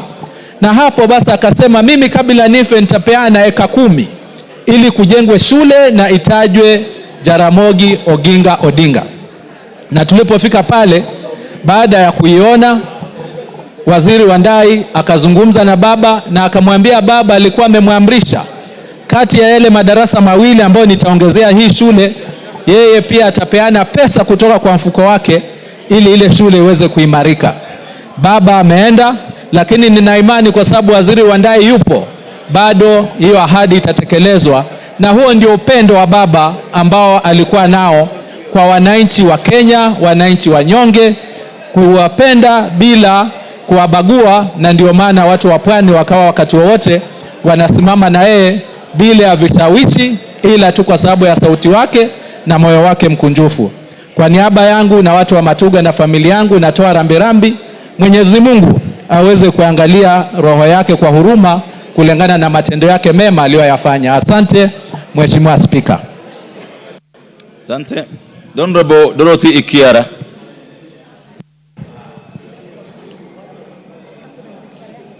Thank you, Honorable Speaker. Honorable Speaker, today... Order. Honorable members, don't block the aisle. The members blocking the aisle. Order.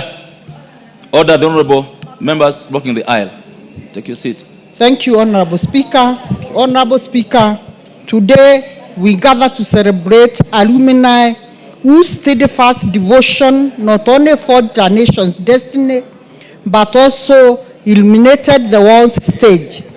Rooted in unyielding belief in justice, democracy, and unity, he faced every trial with fearless resolve and profound humility, embodying the true essence of exemplary leadership.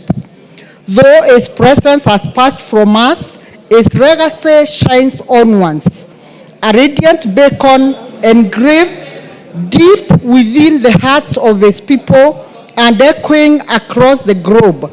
As we honor his remarkable journey, we are compelled to carry forth this vision, a relentless pursuit of justice, peace, and unity for humanity. Together, we celebrate Baba, champion of devolution, champion of democracy. Baba, you have fought a good fight. You have finished the race. Fare thee well, Baba, till we meet again. My condolences to Mama Ida Odinga and the entire Odinga's family, not forgetting our colleague Ruth Odinga and all the citizens of this country who believed in Baba. Fare thee well till we meet again. Thank you. Honorable members, as I resume the seat, it's important to notify the House and the rest of the citizens that the viewing of the body of the Right Honorable Raila Odinga will no longer be at Parliament because of the overwhelming crowds that have literally overwhelmed our facilities. The committee of the funeral, chaired by the Deputy President and Senator Dr. Oburu Odinga, have announced that the body will now be taken to Kasarani for the public to view, for the simple reason that it was even difficult to get the remains of the Prime Minister out of the airport. So Lee Funeral, understand, were contracted to go and embalm the body at the airport. And it will be airlifted now from the airport to Kasarani. And those of you, particularly Nairobi MPs, please take the responsibility as much as you possibly can to inform your constituents that they can slowly snake to Kasarani to go and view the body. Nyayo Stadium could not be an alternative because it's being prepared for the state funeral tomorrow. So let's go on with our debate. Any one of you who will want to go and view the body after I have spoken, you can also snake through to Kasarani. But tomorrow, like I informed you, the clerk and our protocol team are preparing to have sitting space for each and every one of you at the stadium tomorrow to join the proceedings for the state funeral. I'm told the next speaker was the member for Tarbo. Yes. Is he in the house? Yes, Janet Sitianei. Yes. Go ahead. Thank you, Honorable Speaker. I wish on behalf of my family and the people of Tarbo to pass my condolences to Mama Ida, the children, our colleagues, Honorable Ruth and Senator Oburu, and the entire Raila family. I wish to give my tribute to Honorable Right Honorable Raila Amolo Odinga, alias Baba. He was the icon of democracy, peace, and stability. He was a charismatic leader and a statesman. The first time I met Right Honorable Raila Amolo Odinga was at Wilson Airport. And I stood to introduce myself to him, and I was surprised when he shoved me down and said, "I know you are the member of parliament of Tarbo." And I was very surprised because I didn't know that he actually knows many of the leaders. I wish to say he was a charismatic leader, and he is one of the people that fought for democracy in this country. I wish also, as I mourn him today, I wish to call upon all Kenyans to remember that they are the people that fought for democracy in this country, and therefore, as we remain, we pray for him as he rests in peace, and may we remember as Kenyans that this country is larger or bigger than all of us, and may we maintain peace and stability in this country. And may his soul rest in eternal peace. Thank you, Honorable Speaker.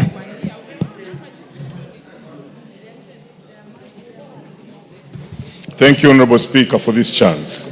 Honorable Speaker, I rise to eulogize the maverick, the enigma, the icon of Kenyan politics, the doyen just like his father, Raila Amolo Odinga. Raila Amolo Odinga can be remembered for many things, but I want to say, I personally remember him for his honesty. He was a very honest politician. He was a politician who would not lie to you. If you are asking something and you can't get it, Raila Amolo Odinga will tell you that he is unable to give you that one, but you can get the alternative. I remember vividly when I vied in 2017 and had wanted to be in the ODM party. And my local ODM chairman, Sebetio Sabwa, brought me to Nairobi at Capitol Hill. And at Capitol Hill, we met Raila Amolo Odinga. And he actually believed I could make it. But back at home, there was leadership within the party that did not think so. And therefore what he did was to make a public call and put it on speaker. And in front of Sebeto Sabo and others, the people who did not want me to be in the party said, we don't want Omboko. And when the discussion ended, Raila told me, you have heard, so you can see what to do. And that's how I left. Very honest person. I remember vividly, Honorable Speaker. In 2022, when we had the Azimio and the other collision, and we arrived and we met Raila Amolo Odinga together with Atuoli, together with Oparanya and the former president, and we were being given chance to make a decision on what to do. I entered with Honorable Sabula. And he was so honest. When Sabula was asked, what do you want? He said, I want to be governor. I was told, no, I've already given out the ticket. Maybe you can be a deputy. I hope he's listening to me. That was so honest. I was asked my question, and when I gave my answer, which I'm guilty to say, I was just told the meeting was over, and it ended there. We went away. This was a very honest leader in politics. I want to remember Raila Amolo Odinga for peace and tranquility. That this is a man who would look at the holistic picture instead of looking at the personal benefits. We cannot ignore the KANU merger as we saw it when everybody thought that Raila could not work with Moi. We cannot forget the Kibaki stalemate when it looked like, yes, we want Moi out, but Moi has brought another candidate. So what do? He surrendered his place and said, Kibaki tosha. And that is how Kibaki became the president. And they worked together very, very, very well. And remember, even during that particular time, Honorable Speaker, he had had very tough wars with Kijana Wamalwa in Thika, but still he embraced Kijana Wamalwa because Wamalwa was now the deputy of Kibaki, and they still worked together. This guy had a big heart in politics. We cannot forget his handshake with Uhuru Kenyatta, and we cannot forget his handshake with Ruto. Honestly speaking, Raila Amolo Odinga and the family, if we refer back to the father, they seem to have the same spirit. Because in 1963, that the government is not there and add force, but he decides not to do that. He decides to join government, strengthen it, and make sure that everybody can get his stake in the most correct way, in a more orderly way. That's Raila Amolo Odinga for you. And I want to say that this guy was a strong person of unity to our people and this country. I want to also indicate that we remember Raila for his works, that at one time he remained the only alternative for Kenyans. Look at the time of yes and no, the Chungwa movement. People did not believe in the constitution the way it was. And Raila took a position. That is the position that people followed. And finally were relieved. Teachers of this country were lucky to actually get an opportunity through the constitution not to be devolved, because originally the teachers were supposed to have been devolved. We thank for his great positions he always took during tough times. I deliver my condolences to the family and the Kenyans. Thank you. Thank you. The next in line is member from Sambweni. Asante sana Mheshimiwa Spika kwa kunipatia hii nafasi ili na mimi nitoe rambirambi na pole zangu. Basi kwa niaba yangu mimi mwenyewe na familia na kwa niaba ya watu wa Msambweni nataka kutoa rambirambi na pole zetu kwa familia ya Mheshimiwa Raila Amolo Odinga. Mheshimiwa Spika, Mheshimiwa Raila Amolo Odinga atakumbukwa kuwa mstari wa mbele katika kupigania demokrasia na kutetea haki za Wakenya kwa muda wote ambao amekuwa uongozini. Matunda tunayojivunia hadi leo na kuendelea. Mheshimiwa Spika, mimi nilimjua Baba Raila Amolo Odinga kwa mara ya kwanza wakati alitembelea katika kijiji chetu cha Gasi na tukapata kula naye chakula cha mchana. Mara ya pili, Mheshimiwa Spika, nilipata fursa ya kukaa ana kwa ana na Mheshimiwa Raila Amolo Odinga wakati ninaanza safari yangu ya siasa. Nilikaa naye zaidi ya jisaji moja na dakika 20 hivi, na alinipatia ushauri wa kutosha, akanipatia motisha na kuniambia inawezekana. Alinijenga nguvu na kunitia imani. Kwa hiyo katika safari yangu ya kisiasa hata yeye ako na mchango ambaye amechangia. Mheshimiwa Spika, sisi kama jamii ya Waislamu tutaendelea kumwombea Mheshimiwa Raila kwa sababu aliheshimu sana dini ya Kiislamu, na alipokuwa waziri mkuu yeye mwenyewe binafsi alikomboa ardhi ya msikiti wa Kongo ambayo ilikuwa imechukuliwa na mabwenyenye, ardhi ambayo iko katikati ya fuo za Diani Beach. Mheshimiwa Spika, historia ya Kenya ikiandikwa, nafikiri zaidi ya chapter moja itakuwa inazungumzia kuhusu Mheshimiwa Raila Amolo Odinga.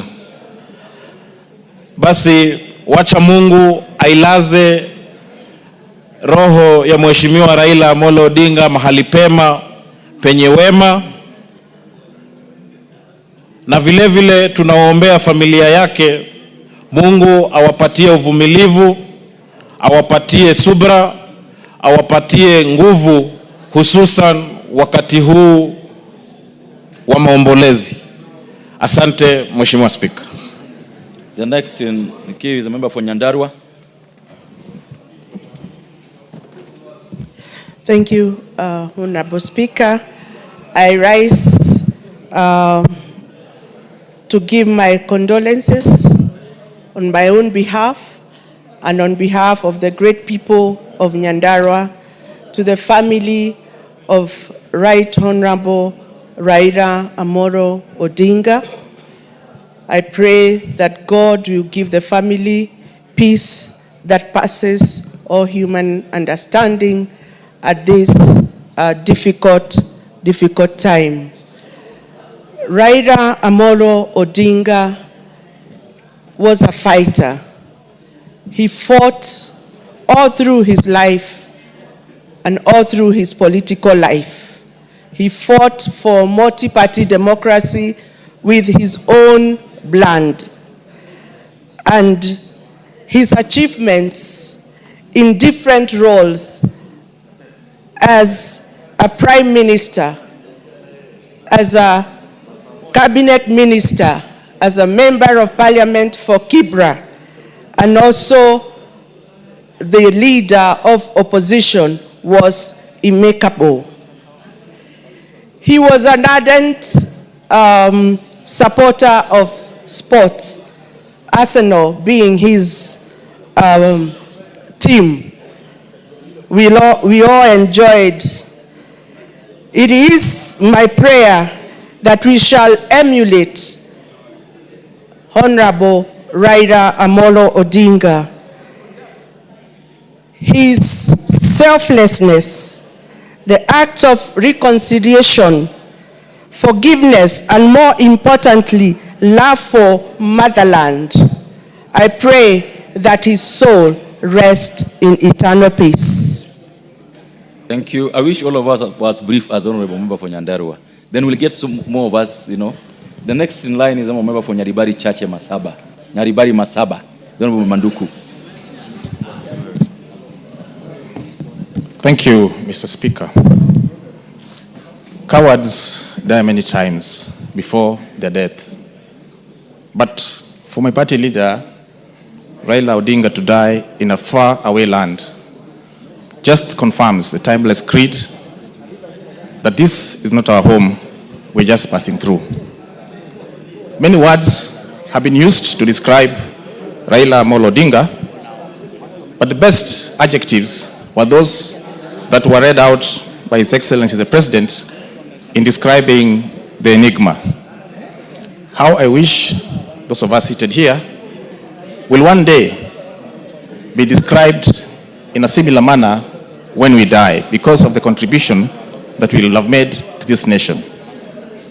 I was very privileged to meet Honorable Raila Odinga way back in 1994 when I was a student at the university, and I served as a delegate of the Ford Kenya party. Later on, I became his personal architect, and we built many houses with him. But the most important thing that we built was a friendship that lived to this day. I served, and I continue serving, in his party as member representing Nyaribari Masaba, and all these days I've sat at his feet and learned many a great deal. I want to inform the House that even in his death, we were planning to launch, in conjunction with the National Museums of Kenya, phase 2 of the Jaramogi Oginga Odinga Mausoleum, where he had tasked me to put together a team of architects and engineers so that when he came back from India, would visit the site and break the ground. I hope that that project, which was pet in his mind, would soon come to fruition. To Mama Ida Odinga, I want to tell you that you still remain our mother. Together with your children, we shall support you and we continue loving you. To all the family of Jaramogi, and by extension, the Luo fraternity, I pass my condolences on behalf of the people of Nyaribari Masaba and the Kisii County. May the enigma's soul rest in eternal peace. Thank you, Mr. Speaker. Thank you. The next one is member for Mandera South, Honorable Abdul Haro.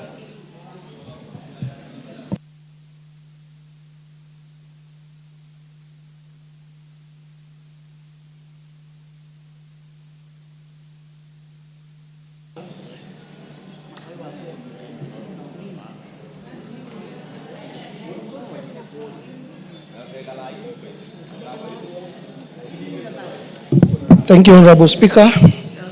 I stand here this morning to join my fellow colleagues in mourning a great icon, a great statesman, and a great son of this country. In my religion, Quran chapter 2, verse 156, when we are told that from the Creator we came, and to the Creator we return. That means every soul must taste death. Honorable Speaker, that verse reminds us of the fact that we are all mortal, and at one point in our life, we will have to leave this world. It's only that some will go before the others, and all of us ultimately, on the appointed date when we are supposed to leave this world, will all follow. And therefore, I take this opportunity on my behalf and on behalf of my family and on behalf of the people from my constituency, Mandera South constituency, to pass my condolences to the family and friends and Kenyans following the death of the great son of this country, Raila Amolo Odinga. Honorable Speaker, a lot of words have been said here to describe the greatness of Honorable Raila Amolo Odinga. One of our members said he's our Mandela. And I'd only add that he's not just our Mandela, but Honorable Raila Odinga is our Mandela, our Mahatma Gandhi, and our Martin Luther King and Malcolm X combined. Honorable Speaker, Honorable Raila Odinga is our great hero. He's a great Pan-Africanist and is a global icon, a champion of reforms, a champion of human rights, a champion of the rights of the common man. Honorable Speaker, we all know the biggest base Honorable Raila has today before his death was Kibera, which is one of the largest slums in East and Central Africa, which means he has always fought for the rights and for the welfare of the people who are at the lowest bottom of the pyramid. Honorable Speaker,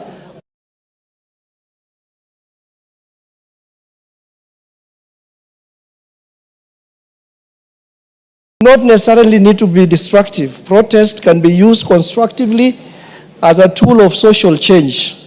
Honorable Speaker, it is as a result of those protests which are positively used as a force of social change that Honorable Raila participated in protests that enabled this country to get rid of Section 2A in our Constitution to usher in multi-party democracy. Honorable Speaker was crucial in the IPPG package of reforms, which were reforms for legal, administrative, and constitutional reforms at a time when this country was going through very difficult times. Honorable Raila was also instrumental in the Constitution of Kenya 2010, which ushered in devolution. Honorable Speaker, I will crown it all or end my eulogy by reminding us of the first stanza of our national anthem, which says, "O God of all creation, bless this land and nation, justice be our shield and defender, may we dwell in unity, peace, and liberty." That stanza alone describes the legacy of Honorable Raila Amolo Odinga. Yes, indeed, Raila Amolo Odinga, the king, is dead, but Baba lives on. Thank you, Honorable Speaker. Next is member for Marakwet East.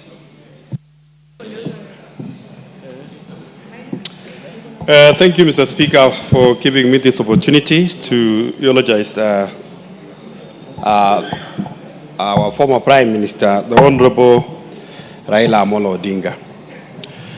Mr. Speaker, the political space we enjoy today as members of Parliament here, and even those who to come after us, Mr. Speaker, is attributed greatly to the late Honorable Raila Amolo Odinga. Mr. Speaker, the Honorable Odinga, Mr. Speaker, is remembered as a true democrat. Mr. Speaker, he fought for the liberation of this country during the one-party rule.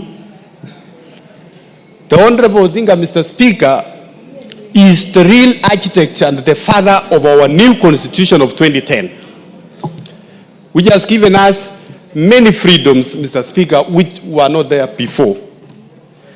Speaker, on behalf of the people of Marakwet East, my own behalf and my family, I want to send my condolences to the family of Raila Amolo Odinga and his family, the friends, and also the ODM family. Mr. Speaker, we have lost a great man, a mentor who has mentored many of us, Mr. Speaker, including his own or our own President, William Ruto. We once said he was a student of Raila Amolo Odinga. Mr. Speaker, Mr. Odinga is a man who has stood for the country in many occasions. Mr. Speaker, when the country was at the brink of almost a civil war or ethnic clashes in 2007, the Right Honorable Raila Odinga, Mr. Speaker, sacrificed his ambitions for the sake of the country. He joined hands with the late Mwai Kibaki for the sake of peace of our nation. Mr. Speaker, we have seen the Honorable Raila shaking hands with the Honorable Uhuru Kenyatta after the 2003 2013 general election, and the same also with the Honorable William Ruto. Mr. Speaker, we are mourning a great man. It is a big loss to our country as Kenyans, and also, Mr. Speaker, the Honorable Raila was a true Pan-Africanist. He stood across Africa, Mr. Speaker, and his political shadow cast across Africa, Mr. Speaker. Mr. Speaker, we want to call upon Kenyans. I know it is really very overwhelming. We have seen many Kenyans, they have gone to JKIA to receive him. Many Kenyans outside here in Parliament, Mr. Speaker. We want to ask our followers, our constituents, we want to ask Kenyans that let's mourn our hero in peace.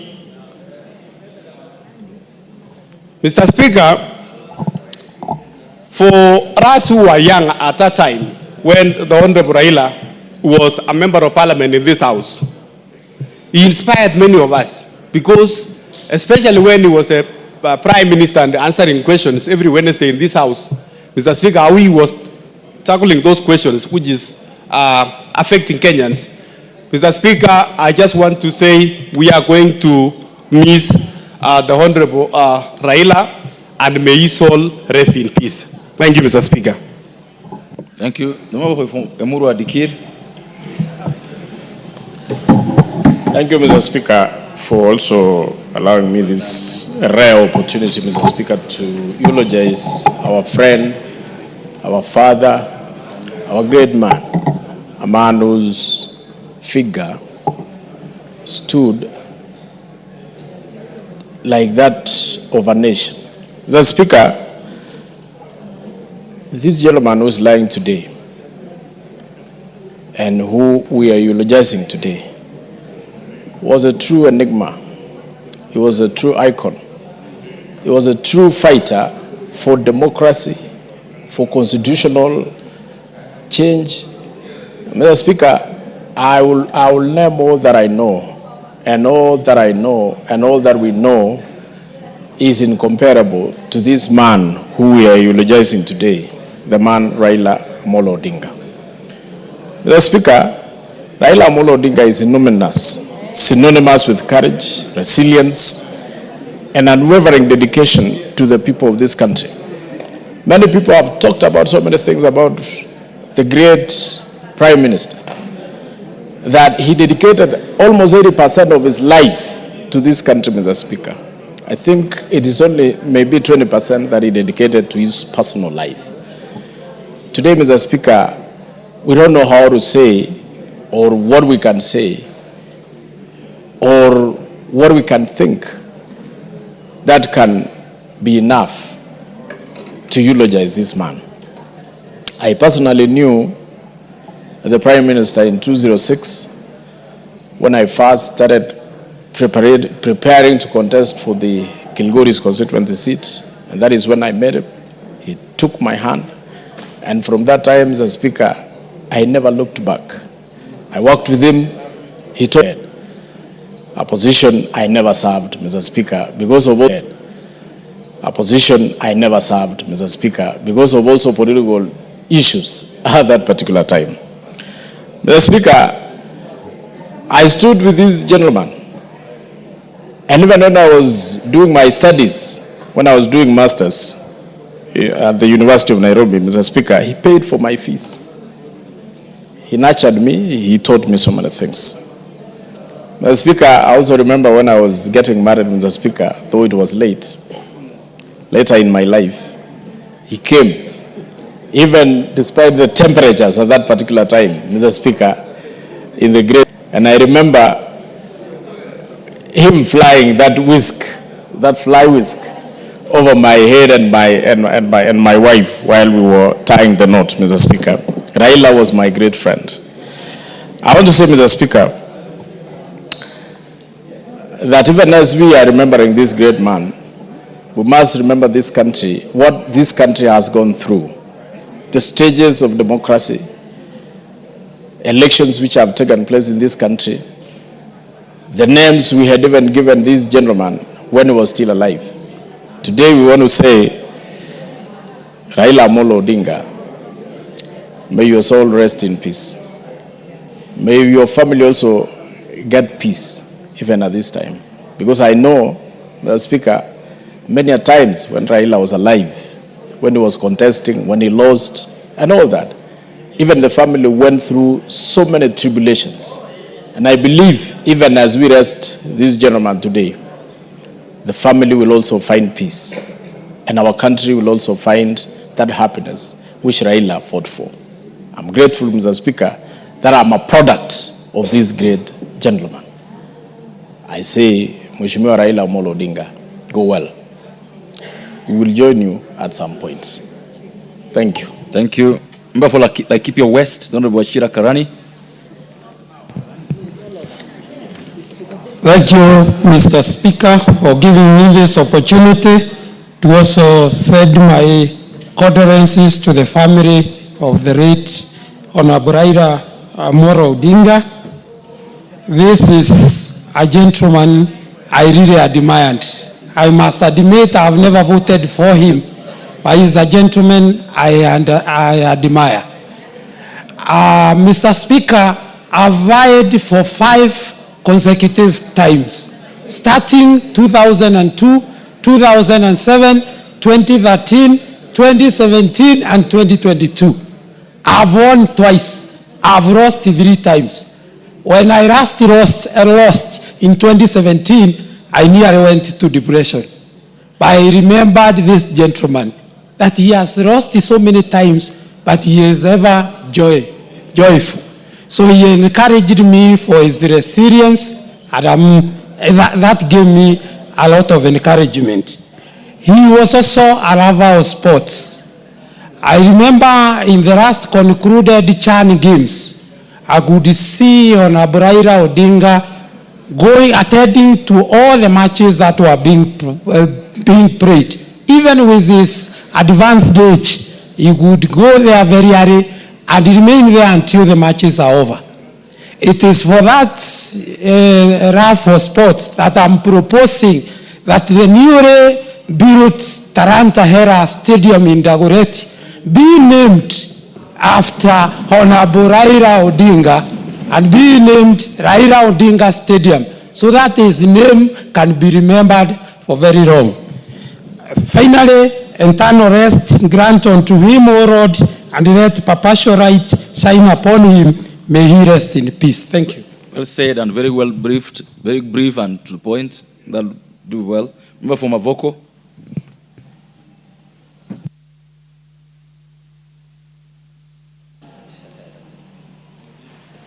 Thank you so much, Mr. Speaker. Mr. Speaker, let me rise to eulogize, pay tribute to an enigma, to a nationalist, a person who was selfless, a person who was full of people's interests, a person who bled for this country, a person who suffered for this nation. The freedoms that we are enjoying today were all found and fought for by the late Right Honorable Dr. Raila Amolo Odinga. Mr. Speaker, allow me this morning to thank all members of this House who have seen it fit and understood reasons why we could not continue laying the late Raila Amolo Odinga in state in this House. The love that his people have shown. Mr. Speaker, starting from the airport, you saw how the mourners went even to the aeroplane that was carrying the remains of the late Raila Odinga. Coming here to Parliament, we had to make a quick decision, which all of you've understood. You saw the way the crowds were building up outside there, and of course, it was going to pose a big threat to this house. So I want to thank you for understanding. But however, allow me, Mr. Speaker, to say Raila Odinga is one of the people that myself and the people of Mavoko loved. In fact, I want to tell this house, all the final campaigns of 2013, 2017, 2022, the final rallies were done in Athi River and Mlolongo, and they were mammoth. In fact, even himself used to tell me, Mheshimiwa Mavoko, mimi napenda Mavoko. So, on behalf of the people of Mavoko, I want to bring our heartfelt condolences to the family of the late Raila Odinga, Mama Aida and children. I know the burden is not yours alone, it's for all of us. Right now, it is known my party leader, Dr. Stephen Kalonzo Musyoka, has stood with Raila Odinga from 2013, 2017, and 2022. We were there, even despite him not being the running mate. We have supported him. We have always seen Raila as our father. We have seen him as our party leader. And indeed, when we come to this house, from CORD to Azimio to NASA, we've all rallied behind him. And I have seen his true leadership. In fact, it's important for this house to know I am Commissioner Courtesy, the late Raila Odinga, and my party leader. He is a man who convinced me, in fact, not to run for Machakos County governor, to let it go, then I come to Parliament. And that shows you how he had good negotiating skills, and Raila will never get annoyed at you. He will tell you the truth. He will advise you which position to run for. And I think it all ended up very well. We have seen him in such negotiations through the handshakes he has done with all the presidents that he's done, including Moi, who was seen as one of the most rigid leaders in Africa. But Raila Odinga cracked him, and he joined KANU at a time when KANU was the only party. We also remember Raila for fighting for multi-party democracy in this country. We will remember him forever for even being the first minister of housing, roads and housing, having designed the southern and northern bypasses in this country. Mr. Speaker, this country, Africa, and the world has lost a hero, a hero, a hero. May his soul rest in eternal peace. Go well, we'll meet again. Thank you, Mr. Speaker. The honorable member for Uriri, followed by the member for Mara. Member for Uriri, the member for Mara, in that order. Then the next one on the board is the member for Endabes. It is going to be like that. That's what they're going to be, the way it is. When you get your chance, when your chance comes, you're going to get a chance. Mm-hmm. Thank you, Mr. Speaker. Indeed, today is like from yesterday. The country is in mourning. I have a written tribute, and Mr. Speaker, you'll allow me to quickly run through it. Today, Kenya bows its head in sorrow and pride. Raila Odinga has rested. A mighty chapter of our national story has closed. Yet in grief, we rise to salute a man whose life gave meaning to courage, resilience, and faith in our republic. Mr. Speaker, growing up in high school, we knew of his father, Jaramogi Oginga Odinga, the lion who once visited my alma mater, Rapogi High School. The people lined by the roadside to catch a glimpse of that great man, as they would during that time for President Moi. When Jaramogi died, our parents, our community were anxious of what would become of the community. Then emerged his son Raila. His name became a byword, a household name, the only name everyone spoke. At the university, He emboldened a generation. He gave us the courage to question power. Among our students, there was a common word whenever injustice or whatever we thought was injustice, you'd hear the word onge, to mean no, was whispered during campus protests. It was enough to stiffen the administration. They knew we would not back down because Raila had our back. He symbolized defiance in service of justice. He was detained without trial, tortured in the dark cells, yet he walked out preaching peace. He carried no bitterness, only conviction that Kenya must be better. He used his suffering to build bridges where others have built walls or would have built walls even then. I first met him around 2013 during his presidential campaign launch. I caught the political bug then. He urged us, the young people, to throw our hearts in the ring. I did. I ran for Migori County Governor during that time. I was unsuccessful, but it lit a fire that still burns. Unlike modern day politicians, Mr. Speaker, who mobilize their followers with tokens and money, Raila gave no handouts. People followed him naturally. They followed the force of his ideas, his sacrifice, and his belief that freedom was a sacred duty. When I later ran for Member of Parliament of Uriri, people told me that for you to get the ODM ticket, you had to pay money. But when I won the nominations, my opponent then took me to the tribunal. He called me a relatively unknown candidate and simply said, if you have won, you get the ticket. I didn't pay a coin. That was Raila. Fair, principled, and allergic to injustice, even in small things. We had our moments after the 2022 elections. I was among the members of the Orange Democratic Party who chose to work with President Ruto. At one point, he invited me for a one-on-one, and he told me, Mheshimiwa Nyamita, the difference between us is that I've been your age, but you've not been my age.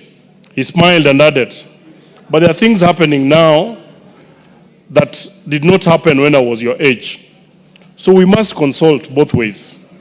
That humility coming from a man who had faced prison, betrayal, and stolen victories taught me that leadership is not about winning arguments, but keeping bridges open. He believed peace was patriotic. He separated the office he sought from the well-being of the country. That is why, even when he believed his victory was stolen, he always made peace. He did it with Moi, he did it with Kibaki, with Uhuru, and even lately with Ruto. He understood that Kenya was always bigger than Raila Odinga. Mr. Speaker, we'll add you 30 seconds to wind up. Mr. Speaker, Raila told us nobody can stop reggae. Today, that is not a slogan, it is a sermon. The music must go on. We will make it play through unity, fairness, and courage to speak the truth without malice. Baba is gone. Long live Baba. Thank you. The member from Mara was next. Thank you, Mr. Speaker. Mr. Speaker, thank you for giving me this opportunity. And on my own behalf, on behalf of the Mbiuki's family, the entire Mara constituent and Tharaka Nithi County at large, Mr. Speaker, I stand with very heavy heart as we mourn our late former Prime Minister. Mr. Speaker, the democratic space we are enjoying today is basically courtesy of the late Raila Odinga. Mr. Speaker, we remember the journey of repealing Section 2A, and Raila Odinga was the most instrumental leader who really pushed during the current time to ensure that Section 2A is repealed, Mr. Speaker. And that is what we are enjoying today. Today we are multi-party democracy, And as we sit here, we will always continue appreciating the role which our former Prime Minister played. Mr. Speaker, I had an opportunity of serving with Raila Odinga when he was the Prime Minister after the 2007 general election. By then, Mr. Speaker was the Assistant Minister for Agriculture. And Mr. Speaker, during that time, it is through his effort and that of our late President Mwai Kibaki that we started the farm input subsidy, be it fertilizer, Mr. Speaker, and also in distribution of farm input, Mr. Speaker. Mr. Speaker, I remember during the 10th Parliament, by that particular time I was representing the Lanja Nidi constituency, we had a very bad accident near Nidi Branch, whereby almost 10 people from Medero community, we lost 10 people from one community. And it is Raila Odinga who came to our aid. He gave the community the support, and actually he attended the mass burial which we had at Medero that particular time. Mr. Speaker, that's the man whom we are celebrating today. Mr. Speaker, Raila Odinga was a peacemaker. Even after several contentious elections from 2007, where he had an handshake with Mwai Kibaki and he became the Prime Minister. Come 2013, Mr. Speaker, he still had an handshake with Uhuru Kenyatta in 2017. And currently, Mr. Speaker, this country, it is enjoying the fruit of the broad-based government. And that is Raila Odinga for you. Mr. Speaker, Raila Odinga was a pillar of political stability in this country. And I would really like us as political leaders to emulate him, continue preaching peace, even the time of difficulties, Mr. Speaker.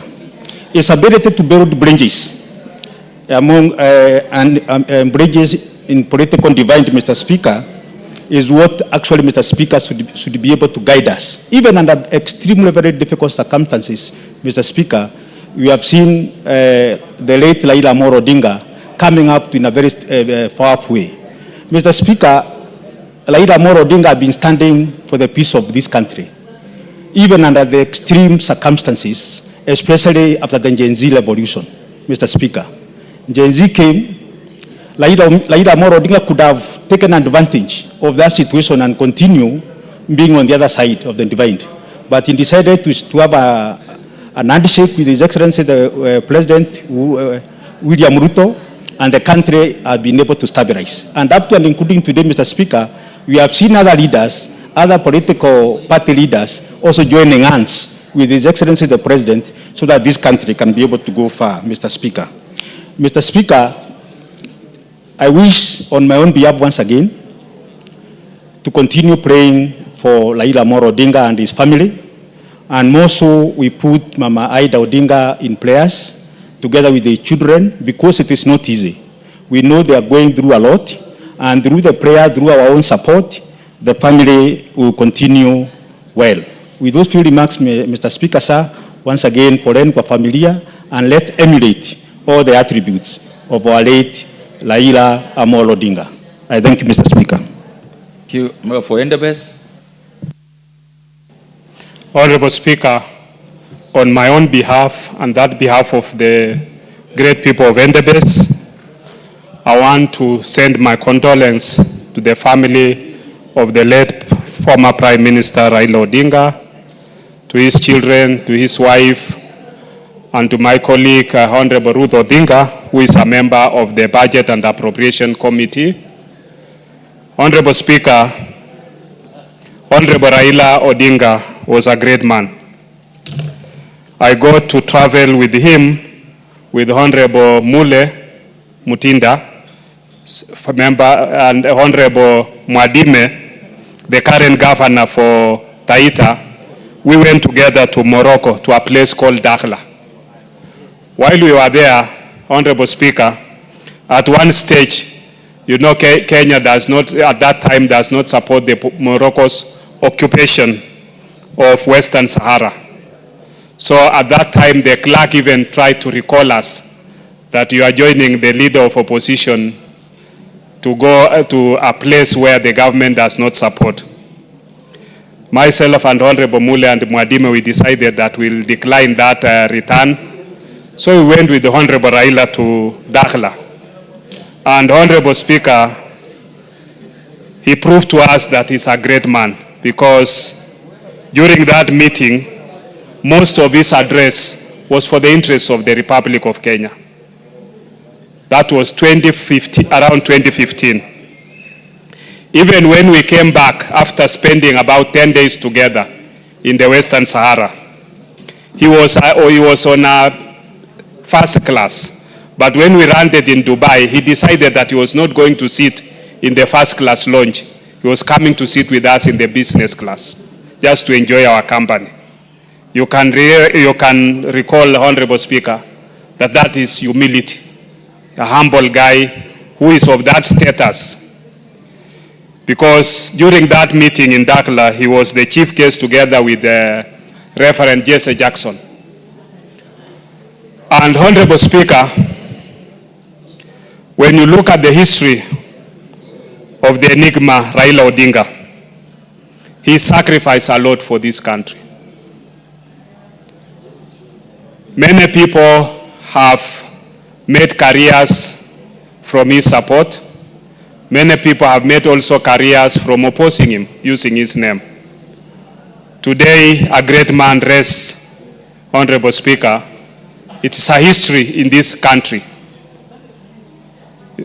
Some of us, when we were young at the university, we got to interact briefly with the late doyen of opposition politics, Jaramogi Oginga Odinga. But I would want to say that Honorable Raila Odinga has actually surpassed some of that level. He's lived beyond many expectations. A man who was humble, down to earth, and somebody who loved his country more than even his life. Fare thee well, Honorable Raila Odinga. May you live in eternal peace. Thank you, Honorable Speaker. Thank you, the Honorable Sunkuli.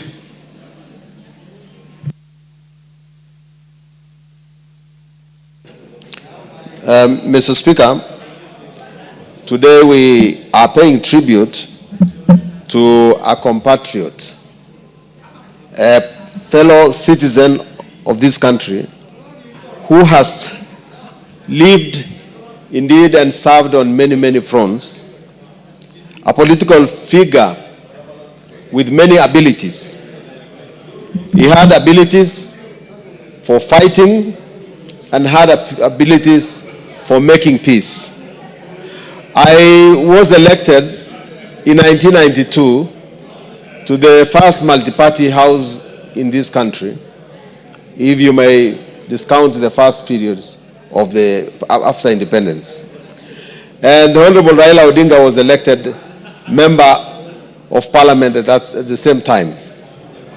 We served together from 1992 when he came in as a member of Ford, and later on he had to face another re-election because they changed parties to the NDP. Mr. Speaker, I have not sat on the same side with Honorable Raila for a long time, other than the last elections, which has placed me on this side of Azimio where he was leading. Most of the times, I was sitting on the other side. When I was a minister, I used to answer questions that he asked. And one of the things that I still remember very well was when the Honorable Raila asked me a question about provincial administration. To the effect, is the minister aware? And I stood there and said, no, the minister is not aware. And then he tabled a document which disarmed me, because in my own thinking, that document was very, very confidential. But the Honorable Raila had a way to get even the most confidential of things in the government. We were, of course, ministers of another great man called Moi. to whom Raila was his opposition. But I can attest, Mr. Speaker, that even as he lived in opposition, he was always very objective. We were all men of principle in our own way. But he rose to greatness mainly because of the view that he had, the kind of people he represented, the population that he represented, and the steadfastness, the persistence in coming into this house and winning elections kept him to grow higher and higher. At one point, Mr. Speaker, we joined the same political party with the Honorable Raila Odinga. He came to KANU, and of course that became the strategy that ultimately destroyed KANU. Mr. Speaker, I saw it with my own eyes because in the short time when things were good, I took the Honorable Raila Odinga to Kilgoris, to a place called Angata, to go and perform a harambe for a dormitory, which still stands up to now, a laboratory, sorry. And after that, Mr. Speaker, I tried to get him to sleep in Kilgoris. But no, that was not the only function he had. And those days were not the helicopter days of now. Raila moved on and went to Kabarak and had a very strong discussion with Moi. And within a short time, Mr. Speaker, he was our Secretary General. And when disagreement came, which I still believe was his main strategy, he moved away with a substantial number of our party people, being Saitoti, Kalonzo, and other people who we never thought would move. I don't know whether you would add me a second, So, Mr. Speaker, I was requesting for 1 more minute because it's turning red. You'll get 30 seconds more. Yes, Mr. Speaker. So, the Honorable Raila Odinga was great in many ways. Of course, he was the face of the opposition. Does that... of course, he was the face of the opposition in Kenya. But the Kenyans will always remember him for being a man who played many roles. He was on this stage. As Shakespeare says, this world is but a stage. We all have our entry as well as our exit. Now Raila came, played his many roles. He entered into the world. Unfortunately, he has to exit, like all of us have to do. Fare thee well. Kenya will miss you. Thank you. Member for Njoro.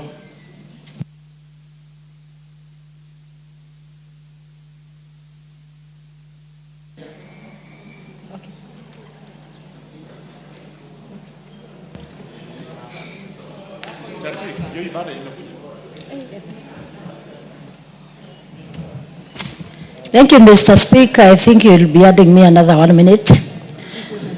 On the list, Mr. Speaker, sir.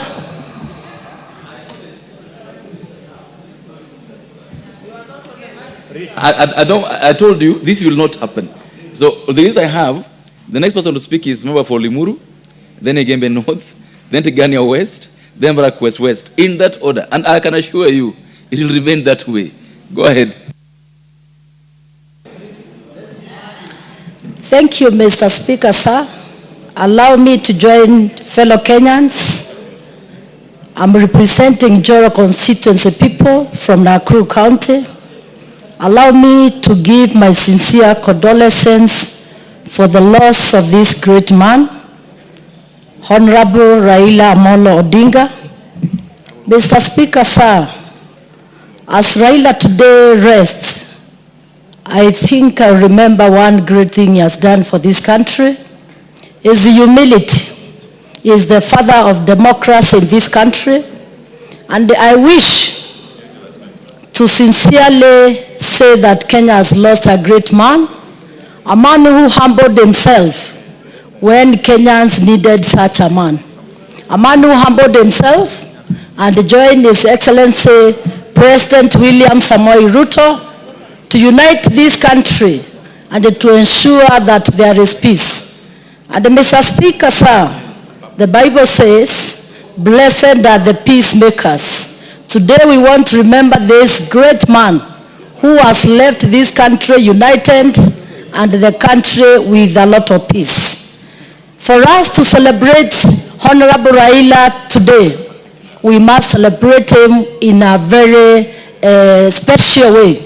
That he is a greater man who has made all of us to have a peaceful country up to now.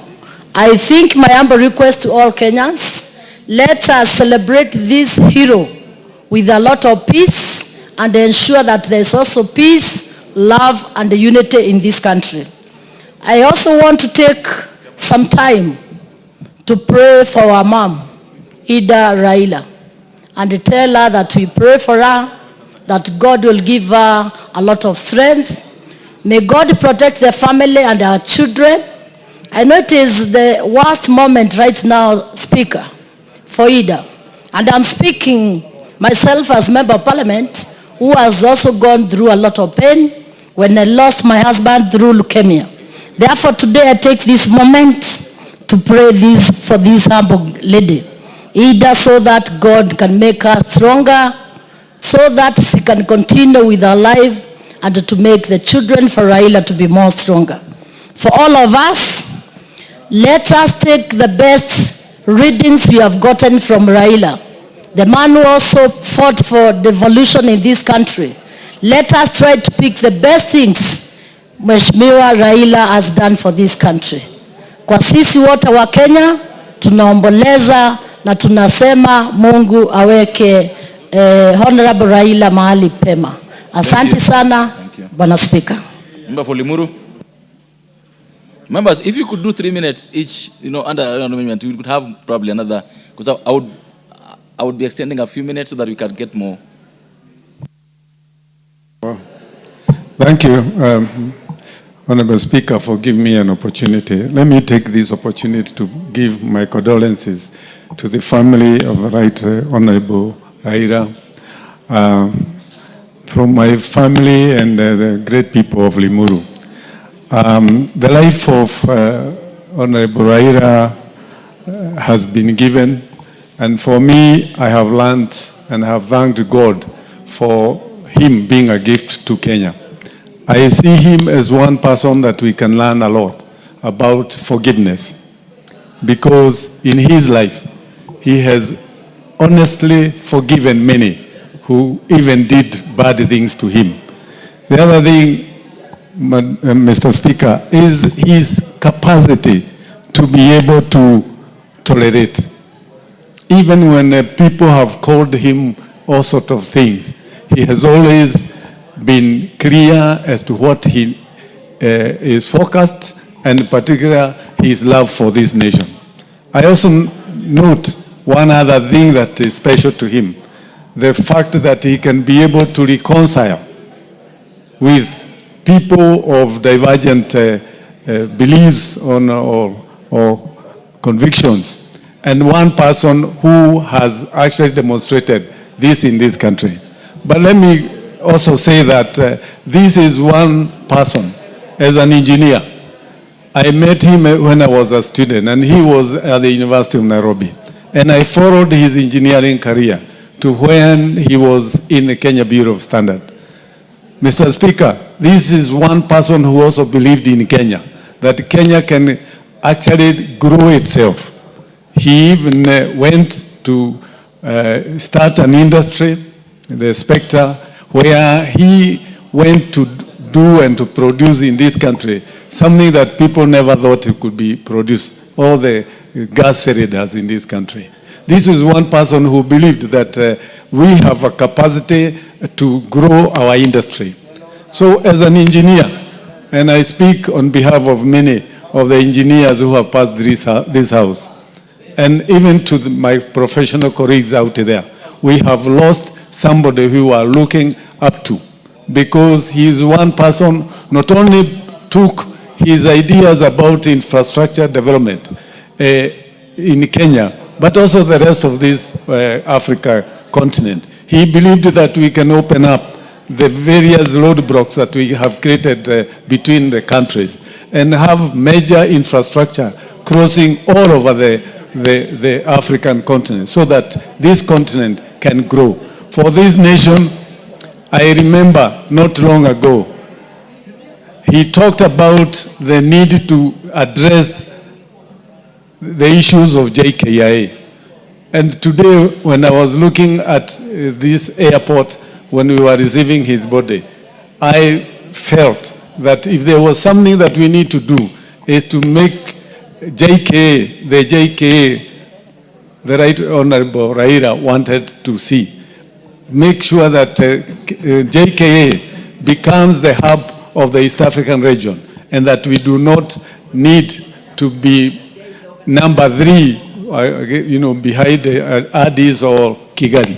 So for me, is a man who had vision for developing not only this country, Kenya, but the region. And one that if there is something we can learn is that he was not a tribalist. He did not want to play the kingmanship, but he believed that as a nation we can live together and we can develop this country together. May his soul rest in eternal peace. Thank you. The Honorable Naomi Wako, then the Honorable Taitimu. Thank you, Honorable Speaker, for giving me the opportunity to give my tribute on behalf of Marsabit people and on my own behalf. Honorable Speaker, it's a sad day because we've lost a great leader, somebody whom we have known as Baba, and many people have associated with him, many have worked with him, and known as freedom fighter, known as reformist, and also the role he played in this nation as opposition leader who had great following. Honorable Speaker, this morning I went to Jomo Kenyatta Airport just to be part of the team that will receive the body. And the crowd I saw there, I think will remain in my mind. They were very emotional, very energetic, and you could see the passion. And I said, if this is what the late Honorable Raila has built over the years, the commitment, the love and the passion you could see on the people who are there this morning to receive the body, beside the president, the executive, the dignitaries, the common mwananchi, we had big number that was uncontrollable. That demonstrated the love that Kenyans have for the late Prime Minister. A serious politician, a very patriotic person, and demonstrated the love he had for the country by working with all the presidents. Our president, William Samoei Ruto, is the 5th president, but he has worked even with all the others, just because he cared and he cares about this great nation. He has shaped our politics. He has mentored politicians. He has sacrificed for this nation. And that is why today everyone is shedding tears, and we are all in the same situation and praying very hard that God will comfort his family. Honorable Speaker, a very influential man who connected well with many politicians, who connected well with many international leaders, and a great leader who until his death demonstrated his leadership, passion, and love for his country. For sure, as a nation, we have lost a great leader. But we know very well, as the Bible says in Ecclesiastes chapter 3, verse 7, that there is time for everything. There's time to be born and to be buried. There is time for celebration and to mourn. And today, it is our time as a nation to mourn the passing on of a great leader. A great leader who will not only be missed by Kenyans, but by entire world.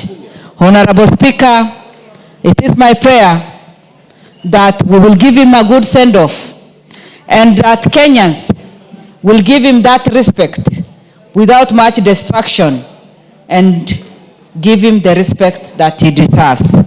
I send my condolences to his wife, our dear mom, Aida, to his daughter, Winnie, to Raila Odinga Jr., to Rosemary, to Akinyi, to Ruth, our colleague, and my prayers are with them. May his soul rest in peace. Thank you. Thank you. The next one on the list was Honorable Member for Igembe North, Honorable Taitumi. Thank you, Mr. Speaker. Let me take the cue on my own behalf and on behalf of the people of Igembe to tender my hearty condolences to the family of Odinga, the President, and the fellow Kenyans. Mr. Speaker, Kenya's post-independent history cannot be complete without the name of Raila.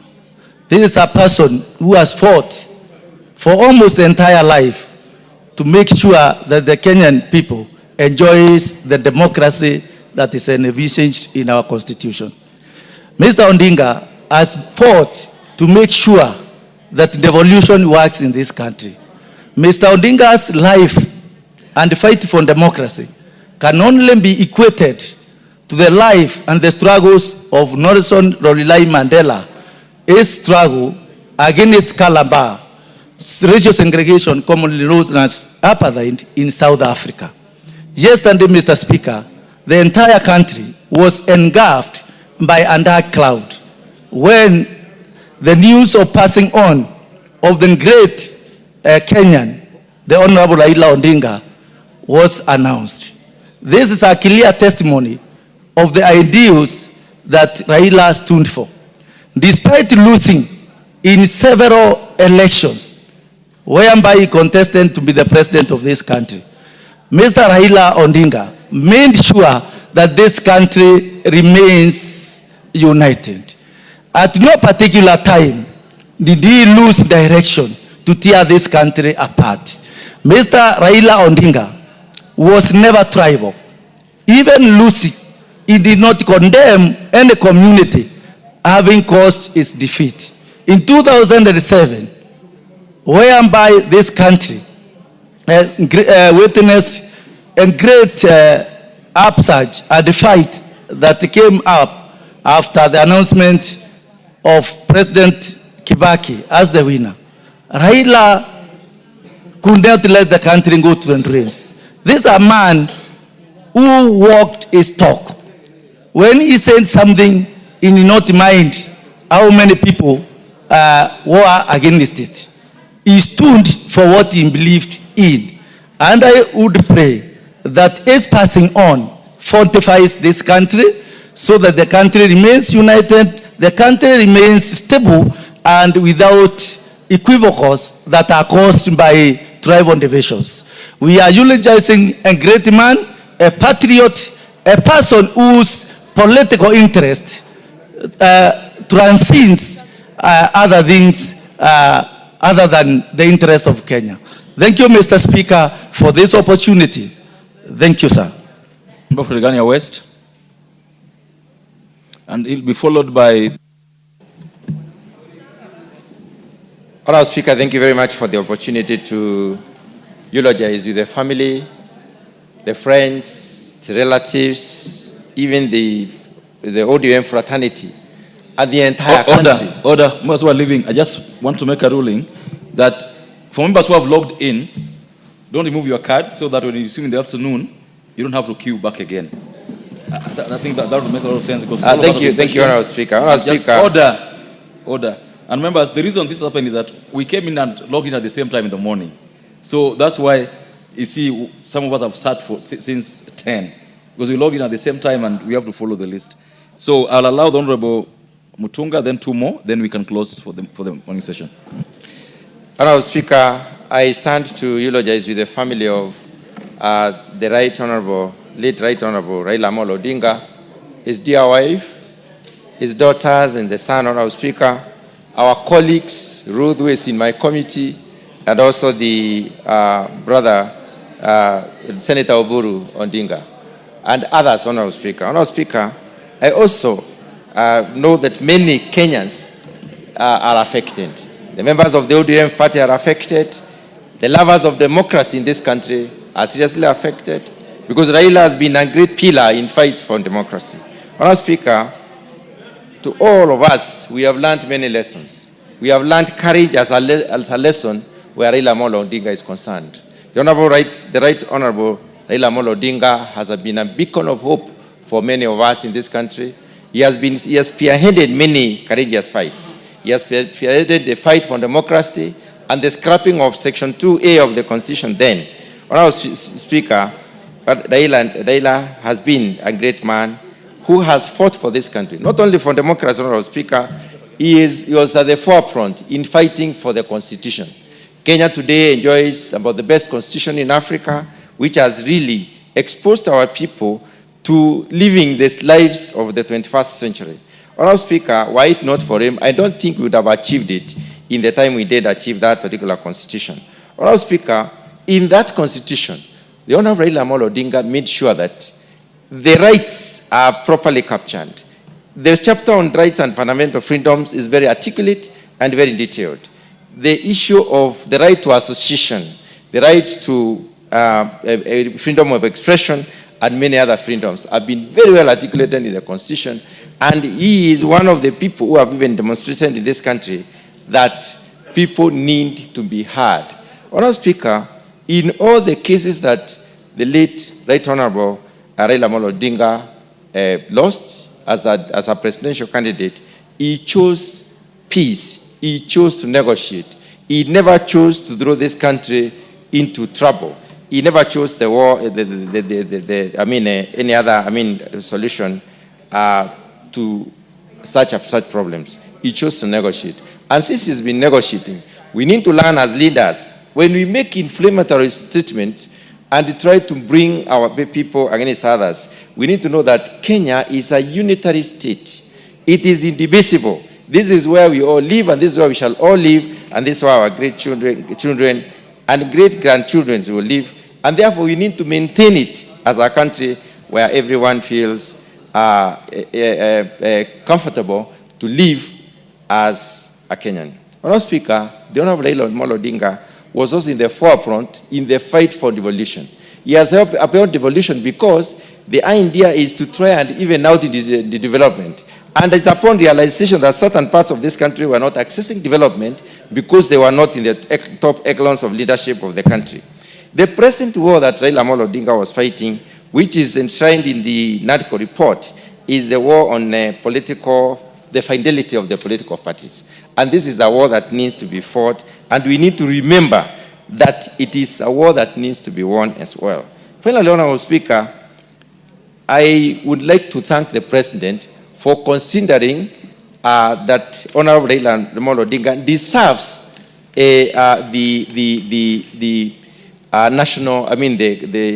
he deserves a state funeral. This is a deserving man. He's been the first.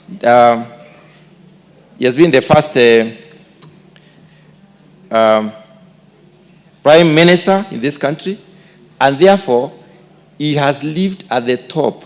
Even if he has never been the president, he has been the greatest support to all presidents of this country. And in that case, Honourable Speaker, he really deserves to be given a state funeral. And that is why most of the Kenyans today are mourning. We all are mourning because we have lost a great man, we have lost a great hope for this country, and his loss has left a huge gap. This, we need to pray that it may be filled correctly. Honorable Speaker, with those very few remarks, I wish to pray that the soul of Honorable Raila Amolo Odinga rests in eternal peace. Thank you. We'll have the member for Bureti, then we'll close the member for Seme this morning. Thank you, Honorable Speaker. I stand to join Kenyans and the members here, and on behalf of the people of Bureti, wish to convey our condolences and to the people of Kenya, particularly the family of the late Raila Amolo Odinga, the people of Kisumu, the ODM fraternity, and the rest of the world. We join in mourning and speak of the great things Raila Amolo Odinga has done, not only in advancing the democracy and the democratic space in the country, but also in the improving and in the holding together of a nation. In times of crisis, Raila Amolo Odinga has stood with the side of history for progress and for the people so that we can remain together as a nation. Today, Honorable Speaker, is a sad day for the country. And knowing this, we want to stand together as a nation and remember the work that he has done, to further the work that he has done in peace building, in bridges building, and in also making sure that this nation remains as one unitary state. One of the great legacies Raila Amolo Odinga has left is a unified country. You may recall, Honorable Speaker, that at the death of the Jaramogi Odinga, the opposition was such a strong movement in this country. The Luo Nyanza remained in the opposition until the coming of Raila Amolo Odinga. And one of the great legacies he has done, he has left the people of the Luo Nyanza in government and brought the nation together, and the party of ODM joining together with UDA and the Kenya Kwanza government to advance the prosperity, the peaceful coexistence, the unitary state of Kenya, and making sure that we all move together as a nation. It will be remembered also that Raila Amolo Odinga is the only leader who has been able to remain faithful, forthright, and focused in having the nation move along. He has joined hands with his nemesis for the sake of the nation. He has stood strong against the tide of corruption and made sure that this nation moves on. He has remained focused to see that development in all parts of this country remains as the mainstream idea that propels and compels us and put us together in the vision. You will recall that the crafting of the Vision 2030, Raila Amolo Odinga was part of the team that put together that Vision 2030. We are almost achieving it. We are not yet there, but we know those who believe in democracy, like ourselves, those who believe in freedom, like ourselves, those who believe in devolution, like ourselves, those who believe in the focusing of our energies and concentrating our forces to be able to move this country forward is the greatest thing. Now we call upon all and sundry that we may come together in this moment, not only to look at the vision that he had, but also at the ideas that he held dearly. The convictions of free speech, the idea of democratic space being opened up, and the people of Kenya coming together to not only celebrate his life, but also to reflect upon the days of his life and see what manner of man he has been, what manner of a leader he has remained, and what manner of a person that he stood for. We will miss him, but we know his ideals lives on. And on that end, we know we join together with the President of the Republic, Dr. William Samoei Ruto, that moving forward, we will remain focused, we will remain steadfast, we will remain a people and a nation under God, and we know that we will remain as a nation together moving forward. Raila is dead, but Baba lives on. Thank you, Honorable Speaker. Honorable Nyikal, finally for the morning session. Thank you, Mr. Speaker, for this opportunity. I sadly rise on behalf of myself, my family, and most importantly, the people of Seme, to pass my condolences to the family of the Right Honorable Raila Odinga. To pass my condolences to the people of Kenya for the loss of the best president we never had. A leader who truly stood for democracy. A leader who wholeheartedly loved the people of Kenya. A leader who truly believed that the sole purpose of acquiring power is to improve the lives of the people. A leader who believed that power emanates from the people. For all this, he was detained for 8 years. For this, he sacrificed his ambitions more than once, or even victory, to work with his political enemies, as if they never fought bitterly before those victories or losses. For this, he spearheaded and worked for devolution, which when, and I'm not saying if, when implemented as he visioned, will make a great change in the people's lives. The people of Kenya will benefit. Raila truly respected and cherished people's lives. I saw him cry when people died during his homecoming. In 2007, when the people died, he went for the handshake. After his homecoming, when people died, in 2007, he went for the coalition government when people were dying. When people died during his homecoming, again, he went for the handshake. He truly lived for the welfare of the people of Kenya. May God rest his soul in eternal peace.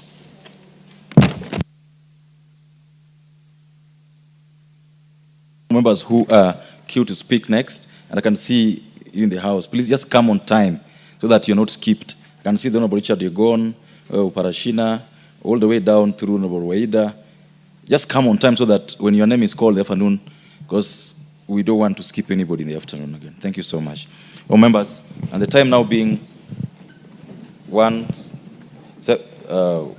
p.m., 1:16 p.m., this House is adjourned until today, Thursday, 16th October 2025 at 2:30 p.m.